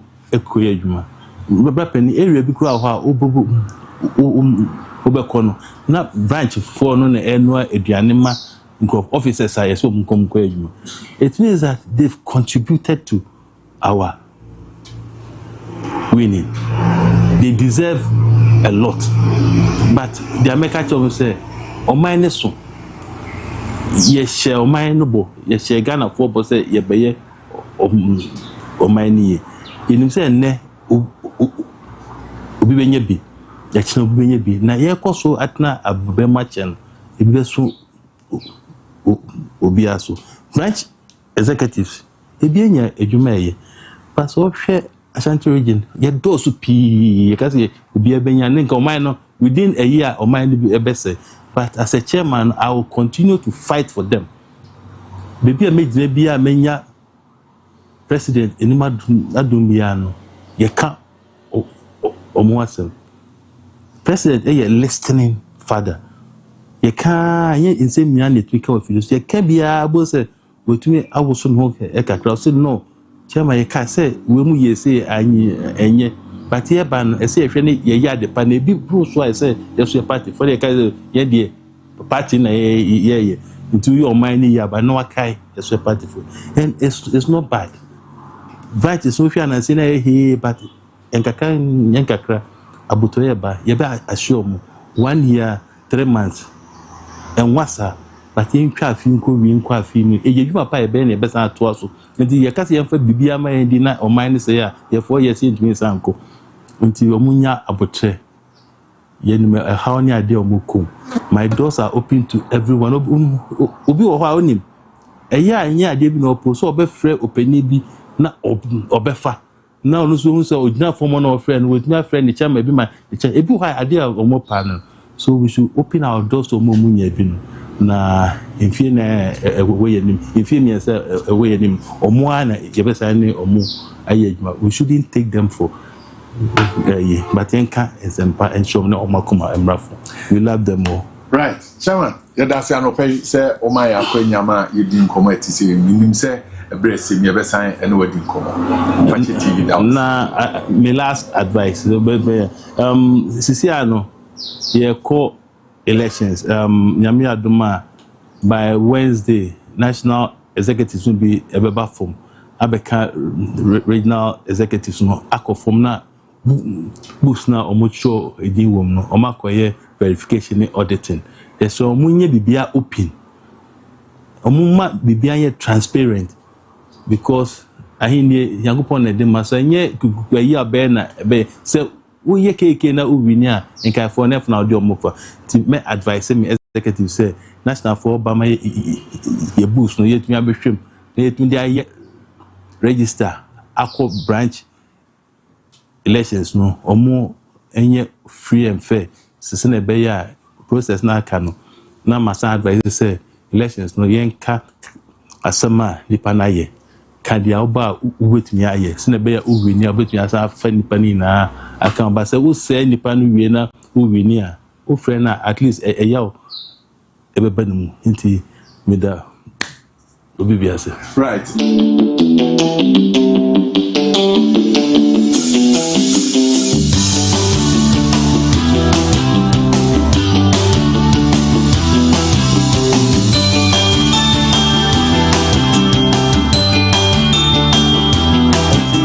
So etse akonya kese mu a ye hwe na bibie tv akoye ede ama obibia ohwe e wo fache tv fache Daybreak jubedie na ohwe no na we a exclusive interview together with the offer Kojo Marfo and Afia so the regional chairman for the National Democratic Congress, that is Augustus Nana Andrews and no Edin Common Nankono meaning say what enjoying a papa so exclusive on Fache TV and Odin Common Edia Faswami interchange kwaya abain efaso etua sikano edema contractor no say ombra back to Swami interchange na ombe adwuma ewo eso osanso di nkomo edefa regional minister Dr. Frank Amoakohene ne monimbo a obo ewo Asante Mantemu a ekan ya kosi se bi social media nsensem ne de ono de ohunu se wafumu bia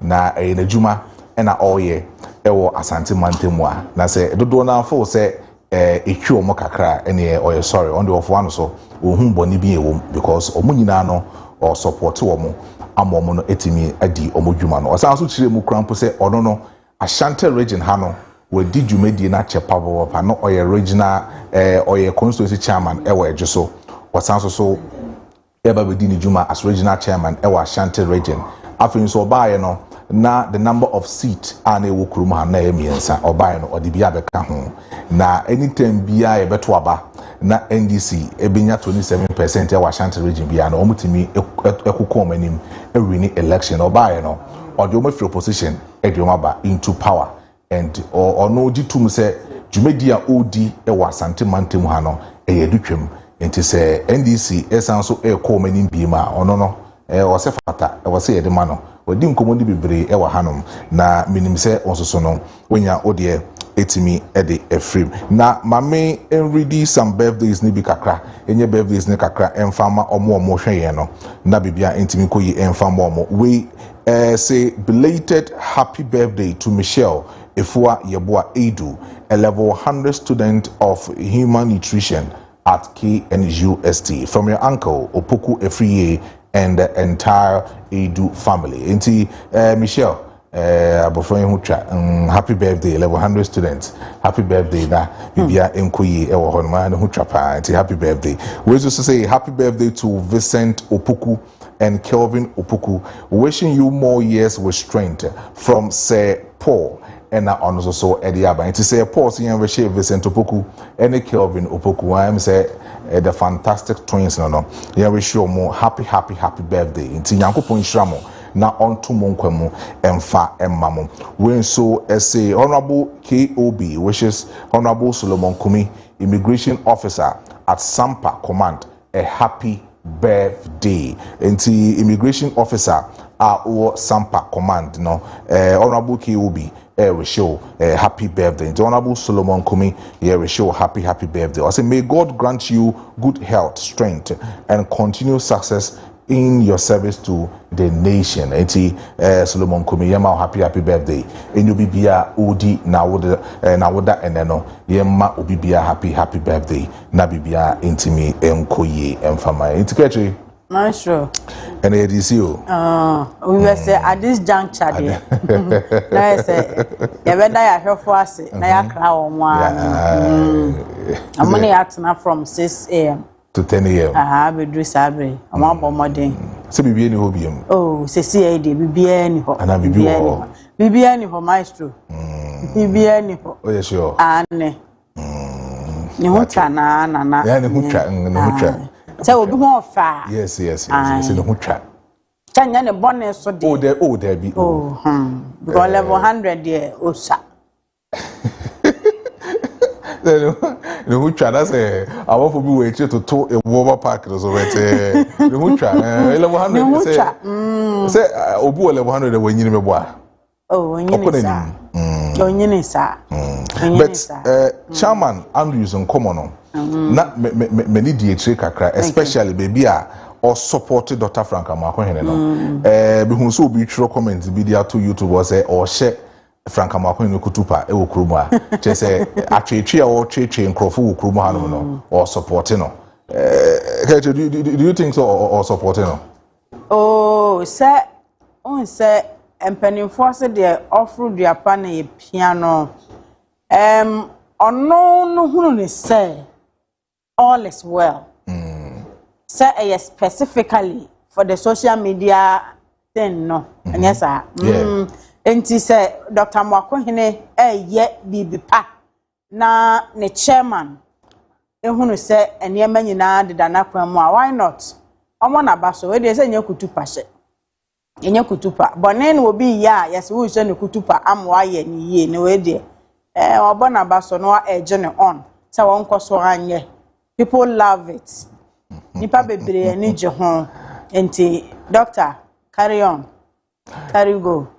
But an opinion so no many aje say at long last so am interview hon komo no from now ba I mean and then no I think say in common na there now contractors now how much me bonsan be doing komo say o ma back ache so move bo ma dwumadi na timi akoyie and then so kuma say Accra Express Road no so no and also koso anytime we doing komo say Kaakyire monumental project ni there NDC for na eboa amani amatimi akoyie Maestro ohun sa nkomo we say no me hu ne say normal because ade no uhunu say hade media baby e honya media no ma me mama ni nko ho na menye bibi na entice nkrofo yes na enti omo enyi omakoma ne mfiri baby a na wo no na emra me ho enti me hu ne say enye bibi gidigidi bia e normal saa na ye beka say ebia MPP for nso edi wo mani Volta region more say wo mo de beba Ashanti region nka beka saa enti eno anu no obi a pese wo ye bibi ema no eye ehofo ne fe na wo matimi adane wo nsa enti nyanwanwa se MPP ba wo munim so ye de ahade ye fie wo ye de ya enti ba bia honye ye fie no ye ma ye ni nko ne nya bibi se de be ya wo mo so benya ye mudo na wo mato aba ama yen enti se MPP eba na wo mo hwe Volta region na NDC so abai wo mo hwe Ashanti region a obia ene ne wo pe obia ye no for bibi nye kwa Yesu ka say difo bi eni bonya woni kro na no kre birthday ba ko bi wo ha ma menya na yen sorry free akonya no so na ye fan komo no aka na ento so we say happy birthday to Lydia Echa from Nana Ekiokon Lydia Echa na that's no onye easy kra yes happy birthday I mean shout na omo na bibia ntimi nkoyi emfama na ene eye wa woda no bi se wa ho ofe no bebre na no ebetimi aba be ka ho bebre na me ka ho na yishira no eni sika no etimi emra eti Lydia Echa from Nana Ekiokon or say we show happy birthday eti Fache TV Daybreak crew ni na no we show happy birthday na bibia ntimi enkoyi enti ye ko nyame boa ochina be sans watna say na erejumedie no etimi ede abro wote ofa Kojo Marfo nka wote efia twumwa Kaakyire nka wosan so etebe nka Maestro nka nyambo wochina ye betina say 6 am to 10 am wochina erejumedie ni nyina betimi de abro say esina wanti nka na yakra